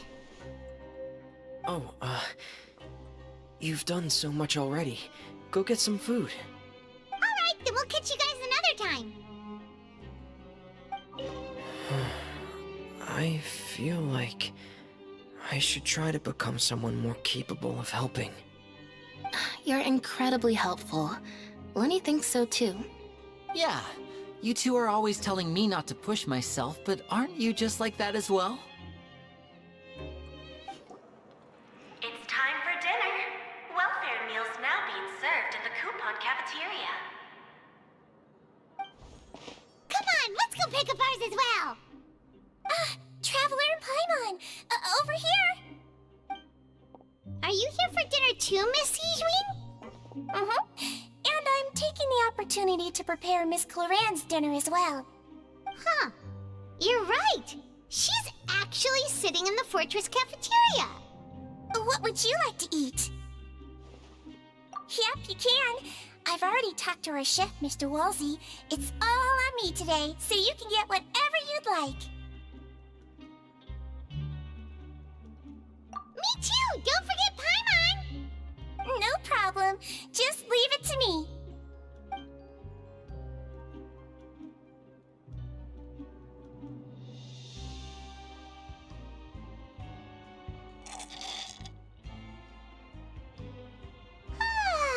So delicious.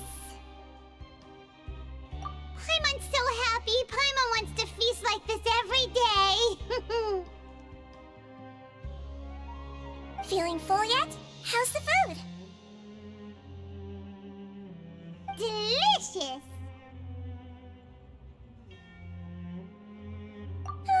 I'm so glad to see you all so happy. Oh, see the expression on your face just now? The muscle here just moved, which suggests that you're feeling quite relaxed at the moment. Sijwin, do you do this to help your patients or to better understand human beings? A bit of both, I suppose. I'm a Melazine, which means I'm very different from human beings. I must know what you're thinking if I want to take good care of you. You're really good at taking care of people. Even though you're so short, you still talk and act like an older sister. Really? You're reminded of an older sister? That's great to hear. Oh, and what did you mean back in Risley's office? When you said that you were protecting Linny and his siblings as well? Oh, that. I just asked His Grace to look out for those children, especially that diver boy. I was getting a bit worried after hearing that something was wrong with the water. Thankfully, Clorand is very strong and managed to save him in the nick of time. His Grace also sealed the pipes after Clorand left, to make sure that Linny wouldn't impulsively chase after his brother. Although the path was blocked, we still stationed some guards there to stop anyone from approaching. They were instructed to only open the door once Miss Clorand had returned. Oh, and I was keeping an eye on Mr. Linny as well. We had to press him, but we couldn't allow him to be in any real danger. You were all super considerate and really thought everything through. It's just what we do down here at the fortress. At least this has been His Grace's style for as long as he's been the leader. Oh, I really wish Monsieur Nerville would come down here more often too. I feel like he'd like it here, with all the darkness and chaos.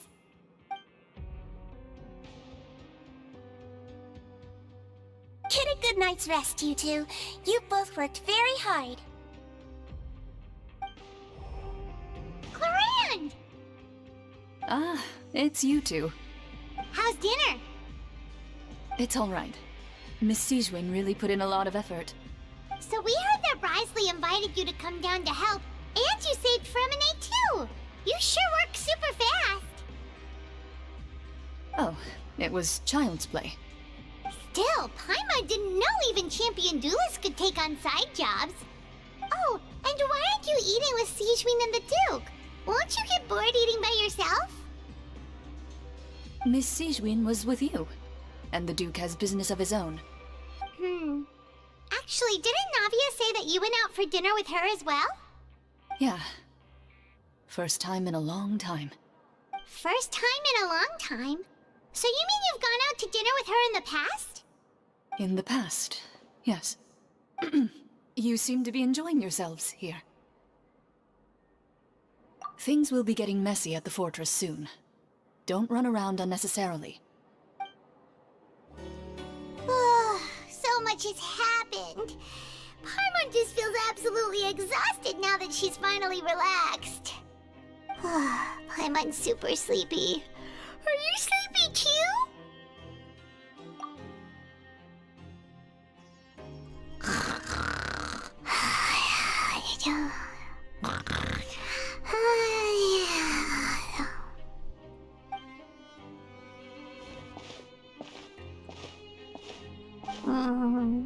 Delicious. Paimon wants seconds for free.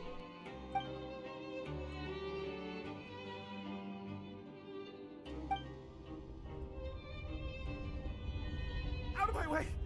Get out of my way! What happened? Why is everyone running? No idea, but something must have happened. Stop asking! Who's yelling?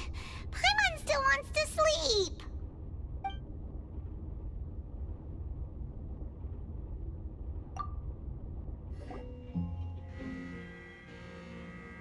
What happened? Why is everyone running around? Hey, what are you doing? There's no time to explain, mate. Goodbye! Hey, wait! What's wrong with these people? They won't even talk to us. They're here! There you are! Oh, thank goodness! Quisto and Lavaroon, do you know what happened here? We came here especially to inform you. Something seems to have gone terribly wrong just now. His Grace is telling everyone to evacuate and get out of here. Lavaroon was saying you two are new here and you don't have many friends, so you might slip through the cracks. Haven't you heard all the stories like that? An evacuation is successfully completed, yet you only find out once you do a head count that 1 or 2 people are missing. Wait, weren't you the one who brought that up? Why is it suddenly my idea? Hey, shut up! Okay, whatever. The point is, you should come with us. Yeah, he said to get as far away as possible, upwards and outwards.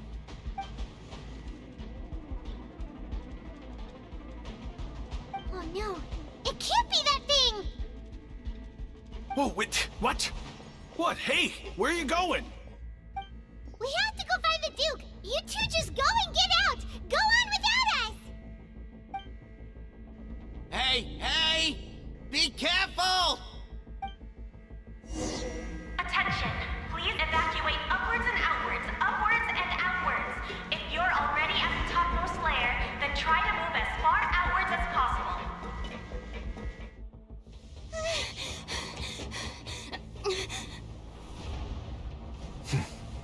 They're here. Just like I said. What happened? Huh.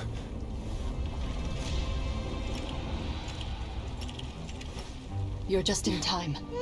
But be ready to run.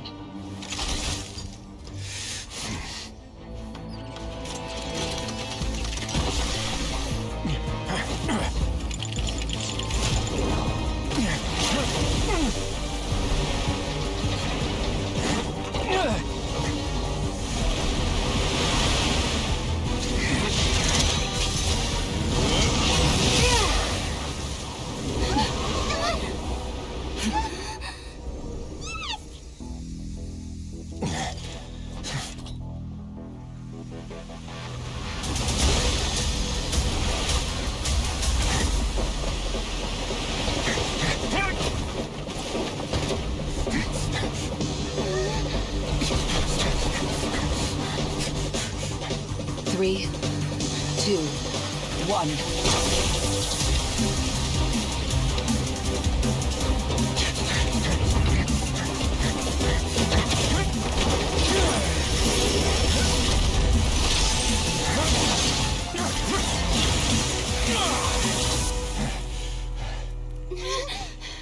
This won't hold it for long. Find Neuvillette. Tell him the defenses are about to collapse. Then what will happen to you? Until he arrives, we're the last line of defense.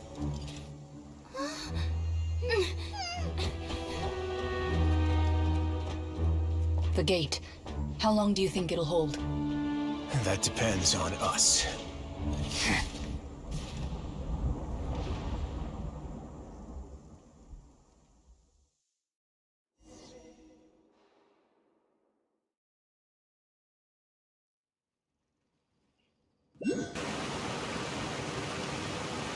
Neuvillette, why are you here? Traveler, I need you to head to the Opera House immediately. Farina will soon be meeting with the Knave there. You must protect Farina, and make sure she doesn't spend too much time alone with her. Will do. You have my sincerest gratitude. Look, there are a ton of Fatui Palais Mermonia people over there.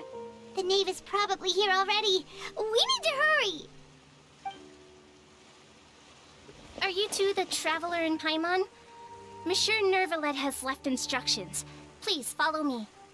Though I'm sure he's already explained, this should be a mostly cordial conversation, unlikely to give rise to violence. But it would be most appreciated if you could protect Lady Farina to the best of your abilities.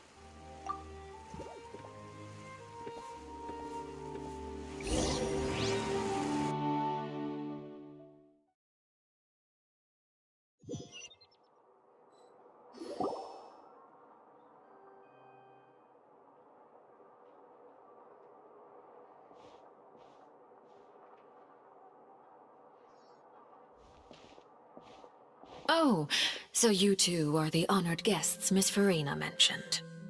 Of course, of course! How could they not attend a meeting such as this? I must always have 2 or more guests at my dessert table. Otherwise, the occasion would be too lonely and unbecoming of my station. It is my pleasure to make your acquaintance, traveler. I have heard much of your accomplishments. I am the Knave, one of the 11 Fatui Harbingers.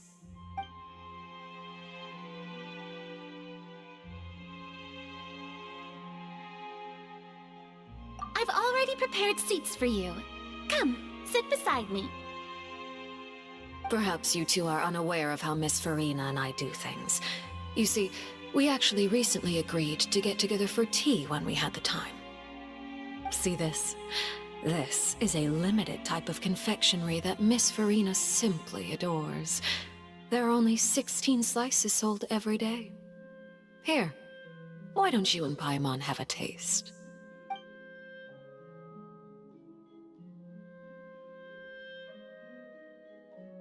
Traveler, what do you think of this cake? That's good to hear. So what Child said was on the mark after all. You do share a taste in desserts with Farina and I.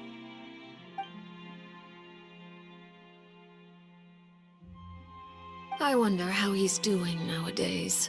You must have heard, right? He's suddenly gone missing.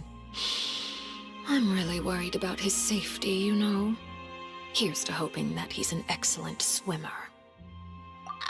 Since we're talking about him, I feel like I should add something. His martial prowess really looked certainly pretty impressive, yeah.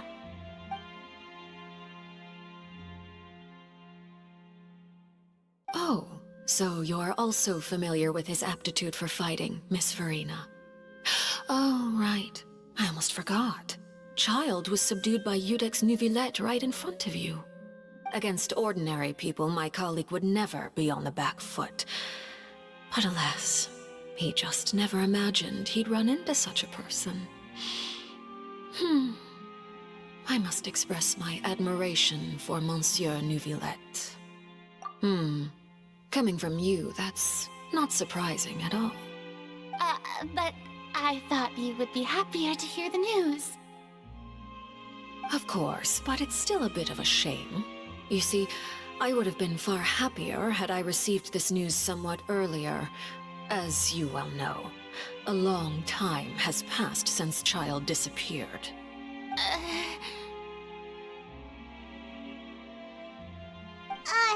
Well, in any case, there's no need to worry. We know for sure that Child is still alive. Oh, and just how do you know that? Because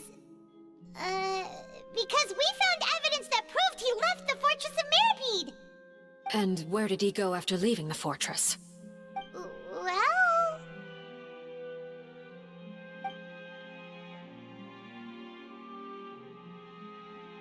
The Fortress of Mirapede lies deep beneath the waves.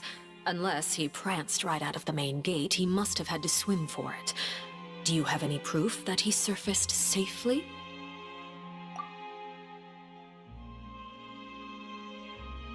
Ah, that is good news at least. His sister Tonya sent a letter to Fontaine not too long ago. Since he was unfortunately unavailable, I picked it up on his behalf. Do you have any idea how he usually writes back to his family? Dear Tonya, your letter made me feel like we were still enjoying our time in Snezhnaya together. I'm currently admiring the scenery on the streets in front of the Opera House.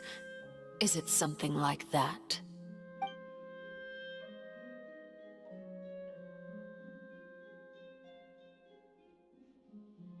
All letters tend to follow the same few formats anyway, right? As long as the contents are accurate, it doesn't matter so much how it's written or how it's worded.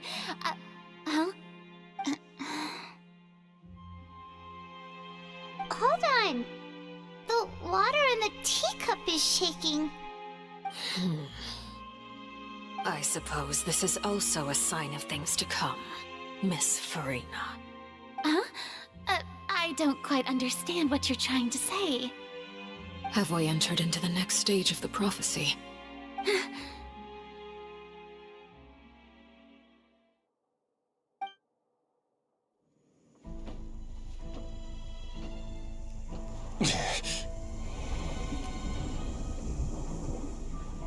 My thanks to you both.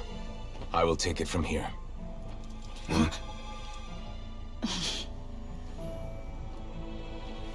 Sure you don't need a hand? Quite sure. Wow. So, what's your secret, huh? Let me guess. Nah, who knows? Maybe it's just your sense of responsibility. Sounds about right.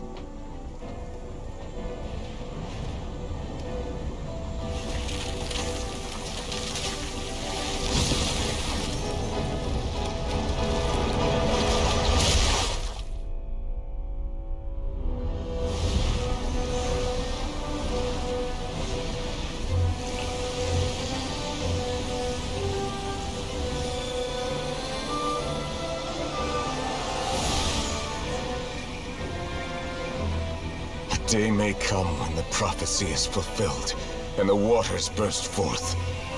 But it is not this day! This ancient power could easily obliterate an entire race. A tsunami of fury would unleash endless catastrophe.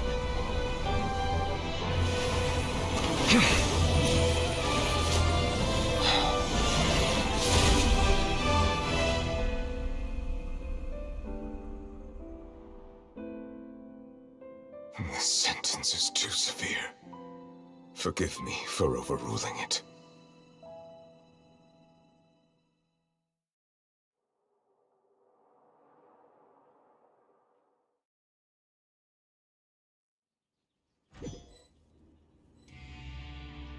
All right. Seems like the problem inside has been suppressed. Let me guess, we're safe for now. Indeed. But only for now. I win this bet. You owe me a present. Very well. It was indeed just as you said. You made a bet? We made a bet on the size of your entourage. Cloran thought you wouldn't come down by yourself. I figured you would have at least brought a few people along for appearance's sake. It appears I underestimated just how confidential the mission was. Shouldn't you have gotten used to confidential missions by now? That's just how the courts operate. So what gift must the loser give? Tea? He already has tons of tea in his office. I'm thinking about a set of legal codices. That wouldn't happen to be a dig at my lack of legal awareness, would it? Well, I'm sure His Grace doesn't consider the fortress to be outside the law. I was under the impression the residents of a place like this would be uninterested in the legal codices. That was obviously a joke. Anyway, you've still got some unfinished business to attend to in the overworld, correct? No need to stay here if you have a pressing matter. We all know you can't leave Palais Marmonia for long. Thank you. I hope everything went smoothly with the Fatui Harbinger.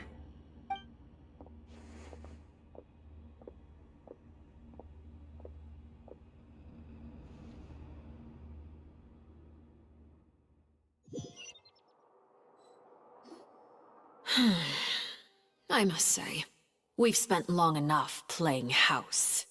Miss Farina, as the Hydro Archon, I am sure you understand the exact meaning of the phenomenon we just witnessed.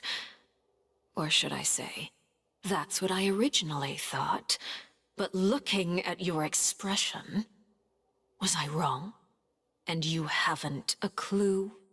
What are you trying to say? At this point, I don't think there's any more need to speak as diplomatic representatives. Allow me to speak to you now as just a Fontainian.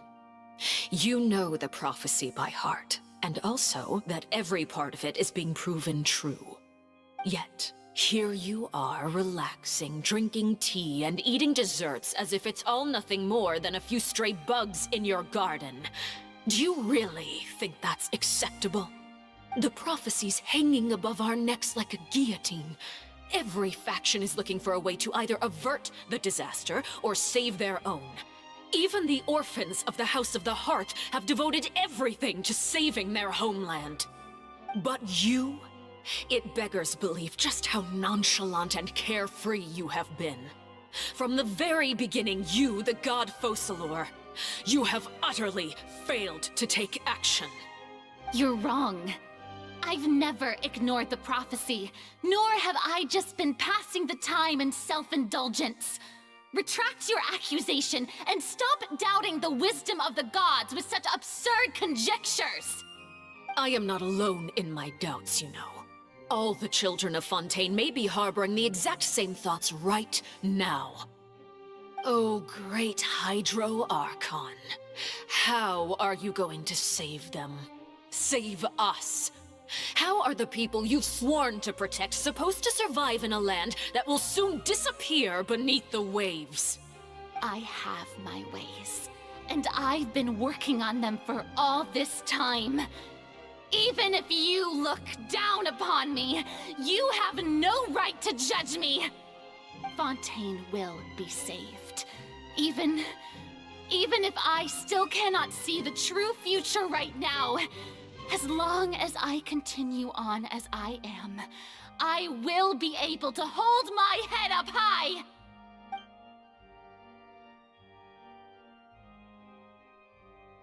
Then I ask you, Miss Farina, just what have you been working on? Where can we see it, and what is it doing to help?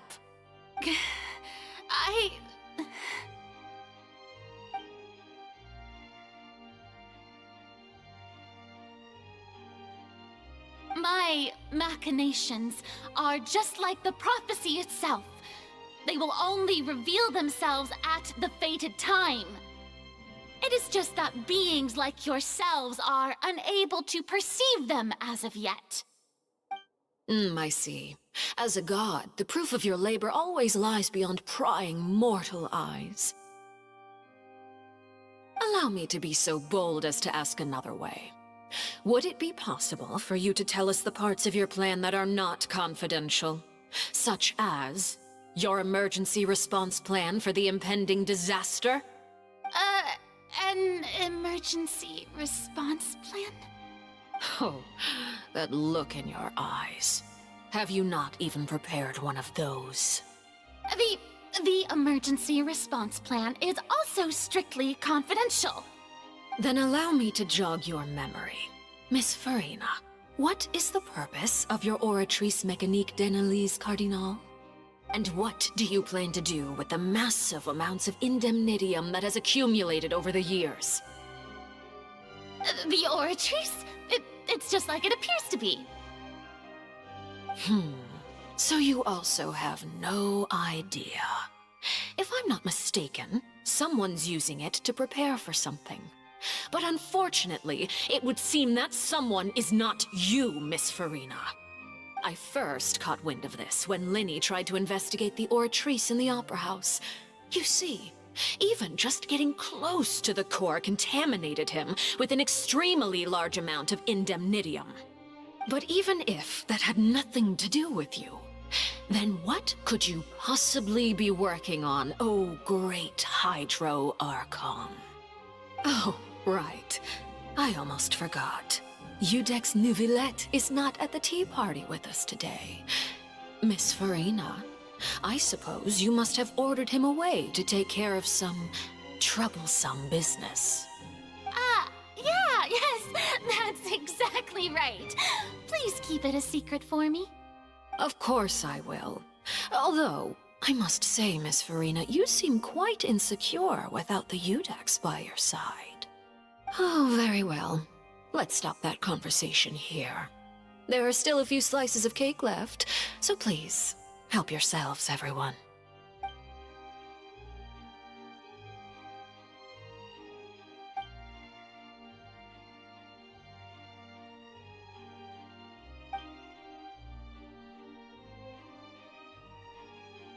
Traveler, I heard that you were recently commissioned to handle a few matters on behalf of the Udex. Why don't you take an extra slice of cake? Those who work hard deserve gratitude and praise. You too, Paimon. Thank you. Paimon will take you up on that offer.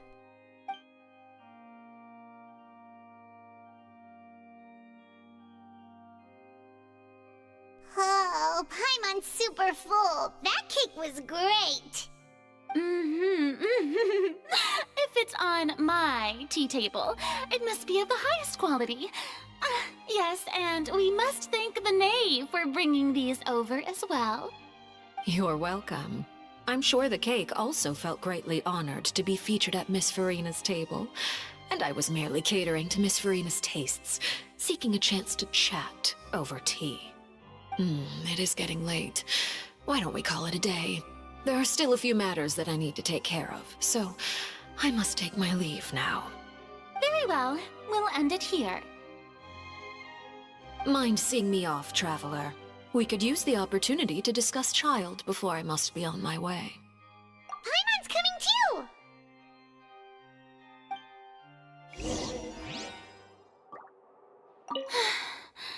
The tea party turned out to be even more difficult than I'd imagined. Why are you looking at me like that? Is something the matter? If there's nothing urgent, then I shall be retiring for now.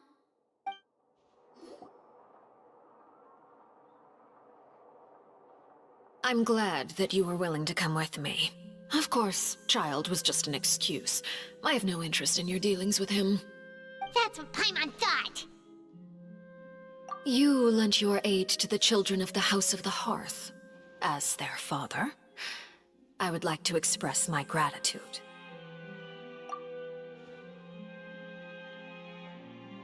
That was all.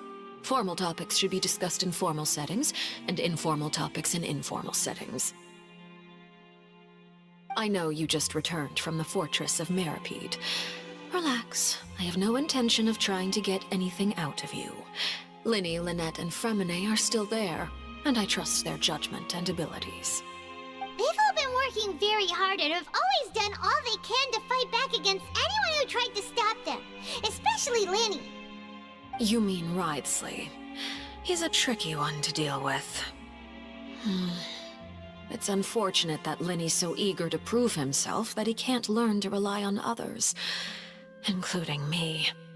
By the way, and you can just consider this a bit of idle gossip, but what's your impression of Farina?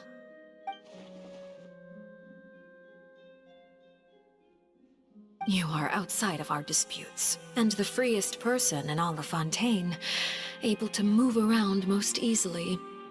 Allow me to share my perspective with you. And that's everything that happened during the trial. Master Child was declared guilty and immediately transported to the Fortress of Meropide. Didn't he say he was coming here on vacation? Does he not feel an ounce of shame for all the trouble he has caused?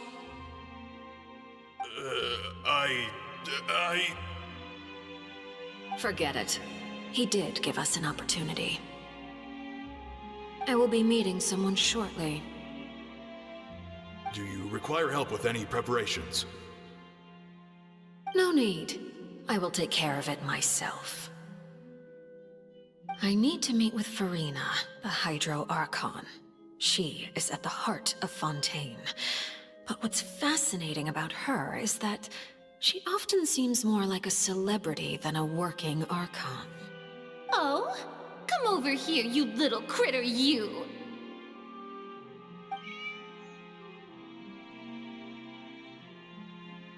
You dare to run from me? Stop right this instant! My goal is just to discover the location of the Gnosis. But I didn't expect the chance to approach Farina to be handed to me on a silver platter. This is so easy, it's actually making me a bit suspicious. Anything left unguarded is usually just bait. But no one will blame someone for taking the bait. After all, from the moment it was attached to the hook, the bait is meant to be sacrificed. It's just as I guessed in the second before I struck. The Hydronosis is not currently held by the Archon. In fact, this Archon doesn't seem like a god at all. And I sense that she's under some kind of curse. Who are you? And what are you trying to do? Please don't kill me! I'm begging you, please! The fear in her pupils is genuine, so perhaps she's not bait after all. Either way, targeting her has lost all meaning. I left the scene with ease. Nobody came looking for me, and nobody could serve as a witness to my near assassination of Focalor. I suspect even Farina dares not mention this incident to anyone. Not long after, my informants confirmed what I had guessed. After returning to her quarters, Farina quietly cried alone. She was so scared that she could not sleep that night, nor could she even bring herself to eat her cake. There's no doubt that there's something wrong with her. I began to entertain the possibility that she is not the true Hydro Archon. Perhaps Iudex Neuvillette is actually the genuine article. I have to find the Gnosis. If the Neuvillette hypothesis is correct, he is probably in possession of it. Alternatively, it might have been hidden in a place that's hard for ordinary people to access. Yes, Father. My dear children, please speak. News from the Fortress of Meropide. Master Child has gone missing. On top of that, the contacts and guards we bribed at the fortress have all gone quiet as well. Probably the handiwork of that Ridesley. I'm afraid so. This is a good opportunity. The value of a Harbinger is much higher than most would imagine. We now have an excuse to exert diplomatic pressure on the Fontaine authorities. Set up a meeting for me. I would like to meet the Hydro Archon and Iudex Neuvillette. Oh, and I have an additional mission for you three. Yes, Father. Tartaglia's disappearance was not a part of my plan, but I can use it to make a breakthrough. With this as my excuse, I can ask for an official audience and continue my investigation of Farina and Udex Neuvillette. The initiative belongs to the House of the Hearth. My wish to investigate the fortress of Meropide will be a front. Lenny and his group will be responsible for the actual intelligence gathering.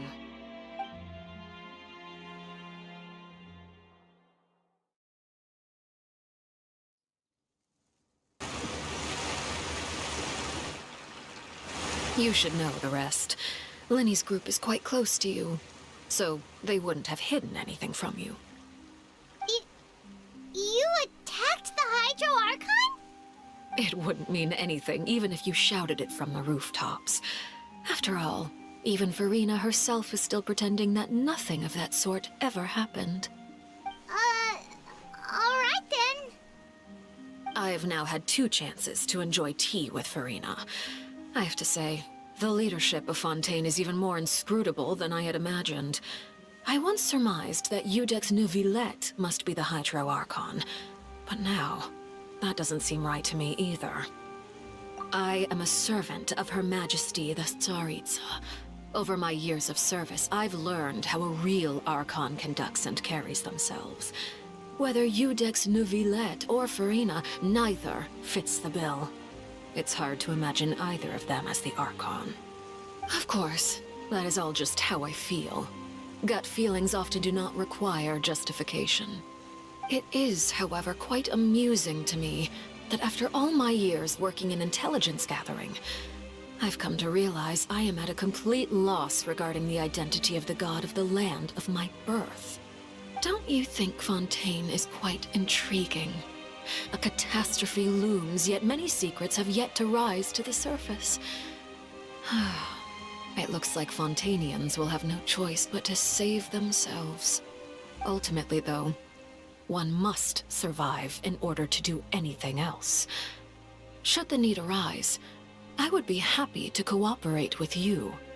You don't need to commit to anything right now, of course. I have a feeling that the situation will continue to evolve, and as your name is often connected with noble deeds, I'm sure we will work together someday. He certainly returned quickly. You must want to catch up with each other, so I'll leave you to him.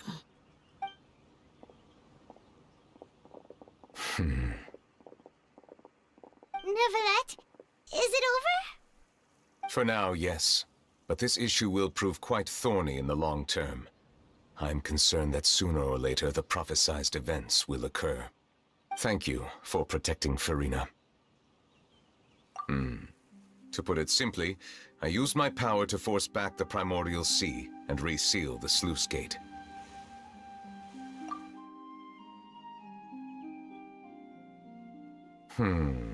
So as expected, the Knave has turned up the pressure on Farina. She's trying to feel her out, though I'm still unsure as to her motives. Permission granted.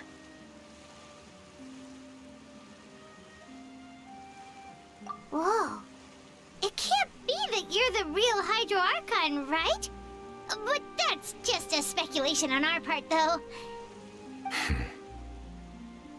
You can't tell us? Then that's okay. We can talk about something else. We won't try to force you. You guys in Fontaine are super strange. If by the phrase, "you guys," you are referring to Farina and I, then although I'm not sure just what you are trying to imply, I must clarify that I do not share her positions on a multitude of topics.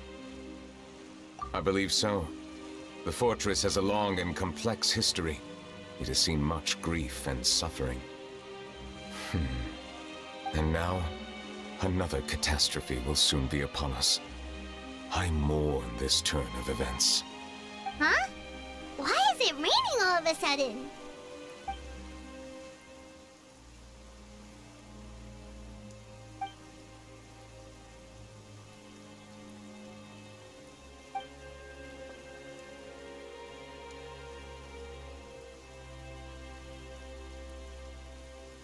You may be closer to the truth than you think. Oh? And what are you thinking?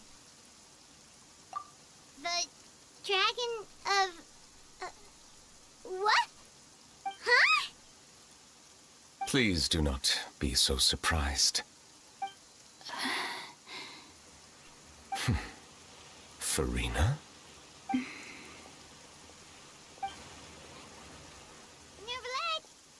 Neuvillette, are you listening?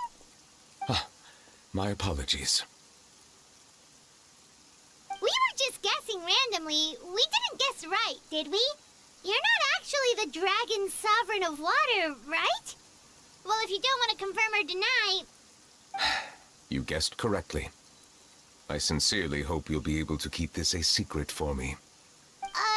Right, of course. We'll definitely help you keep it a secret.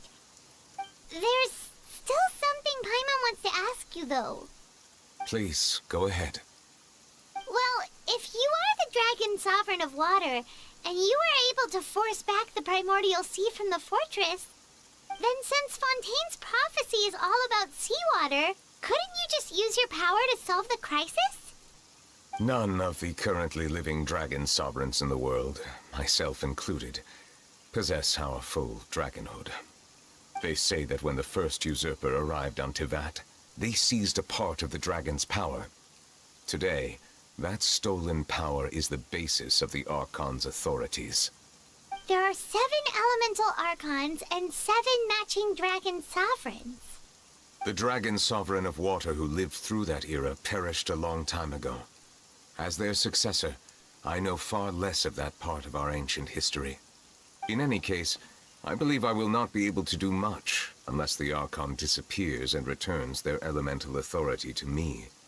Given the status quo, however, I would recommend finding another way to deal with the prophecy. Oh, so even you can't solve it. I still have some urgent matters to attend to at my office. If you have any more questions regarding ancient history, you are welcome to discuss them with me at a later time. Please go right ahead. There's a place that Paimon wants to go too. Traveler, why don't we pay another visit to the Fortress of Meropide? Paimon is a little worried. We'll see you another time. Take care.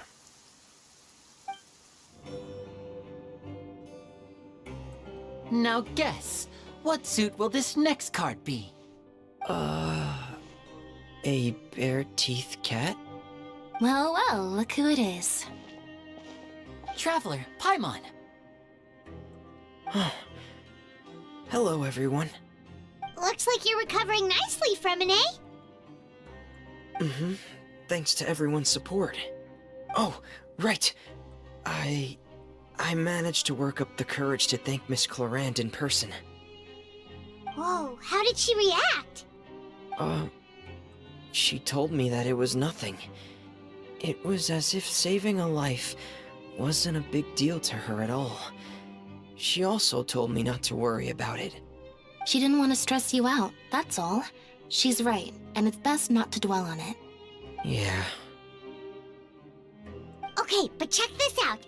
We went back to the Opera House and we met the knave. You met Father? Did she say anything to you? She said a few things that were, a bit hard to understand. And also that she's looking forward to working with us in the future. Her attitude towards you is even better than what we'd imagined. That's fantastic. You should believe her. She has her own way of doing things, and she'll do everything in her power to help those she considers close, which now might also include you. Mm-hmm. Father is very capable, and also trustworthy.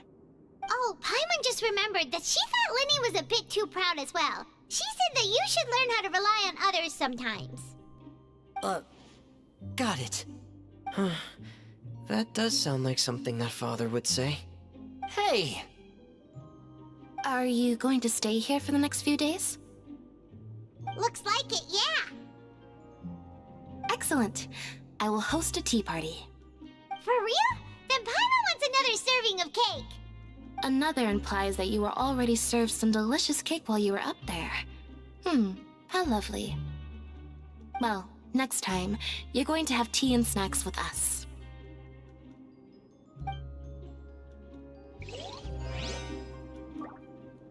We should start preparing that tea party. Oh, that's a great idea. I'm all for it. I'll help you set it up. You guys are back? Quisto! Lavaroon!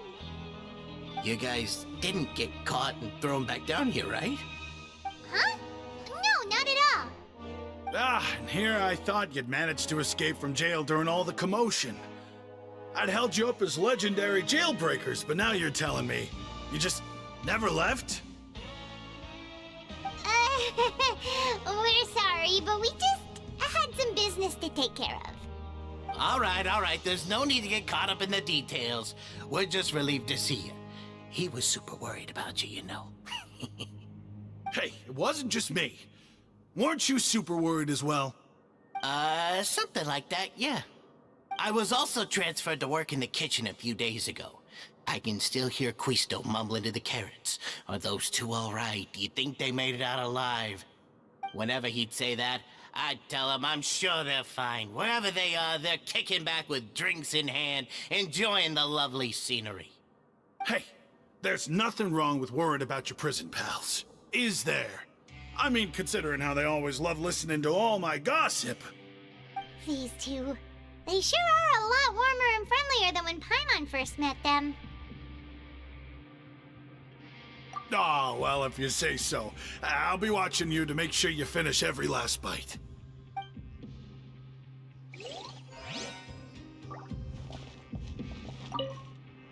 Hey, why don't we have a meal with those two one of these days? You want to cook for them yourself? Why not? Good chance to show them what I can do. Sijuin! Traveler, Paimon, you're back! Are you still doing all right? Did either of you get hurt? We're fine, but what about you guys? It was such a huge mess. How bad was it? A few people sustained superficial injuries, but that's about the extent of the damage. Monsieur Nervulette paid us a visit. It was all thanks to him that we managed to suppress the crisis for the time being. Of course, we must also thank you for the help you provided. How did Nervulette know that he was needed here? Well, Monsieur Nervulette has strong resonance with the hydro element. When the water level rises, he can feel the waves produced. I ran into the bombshell bros while bandaging the injuries of the wounded. They were mumbling the whole time about how you just ran down without a word. I'm so relieved to see that you're both all right. If you're not too pressed for time, please stay with us a few more days. Just let me know if you get a craving for any particular dish, so I can have Mr. Walsey get your meals prepared. Oh, and please feel free to visit the infirmary for a break at any time. I'd like to take the opportunity to spend some more time observing your facial muscles as well. Your happy smiles are quite contagious, you know. They're so memorable, and I've missed them immensely while you were gone.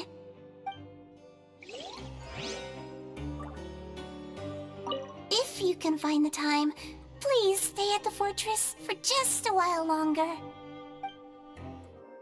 Courier, Miss Sijuin told me you still haven't eaten. Yeah, I was working on something, so I forgot. That's no excuse for... Huh? It's you two. Courier, Lurvine, we're back! Hello there. It's been quite the mess here recently. How have you been? And you? Are you still taking the secret passageway from the infirmary to work on the ship? Yep. That is still top secret, though. So don't say a word to anyone. It can be a bit annoying when there are lots of people in the infirmary, but I still prefer taking that route over the one from the Duke's office. I mean, the infirmary does make it easier for you to slack off. Oh yeah? Then why are you also here so much? You two really are just using your jobs as a cover for your relationship, aren't you? Not at all! Do my eyes deceive me, or did I just see two inmates come back after making it to the surface? Some strange winds blowing of late. We wanted to see how the fortress is doing. Is everything still all right? We're fine, for the most part. Nervulette came down and took care of the worst of it. If that's the case, why don't you just ask him to stay here? Oh, yeah, what a brilliant plan. Let's go convince the Udex himself to exchange the Courts of Fontaine for a puddle of water in the middle of nowhere. He came here in a hurry and left without even stopping for a cup of tea. He did remember to take Miss Sigewinne's gift with him, though. He sure sounds super busy. Miss Cloran has left as well. She also took her gift from Miss Sigewinne. Were the gifts milkshakes? Nervalette got the milkshake. Cloran received lipstick instead. Those aren't even remotely alike. Well, it's Nervalette's own fault for making Sigewinne worried about his health by working so much. But besides that, our head nurse is still pretty fond of picking out beauty products for the ladies. Oh, and I have some gifts here for you as well. Are these from Sigewinne too? Nope, they're from yours truly. You've already wrapped up your work at the fortress, so you can return to the surface at any time. You haven't yet served your full prison term, however, so you may continue to use your cell until your term is up. For real? Then we could stay here for a really long time? You may access the cafeteria for free. Hooray! Just remember to come complete your paperwork once it's time for your release.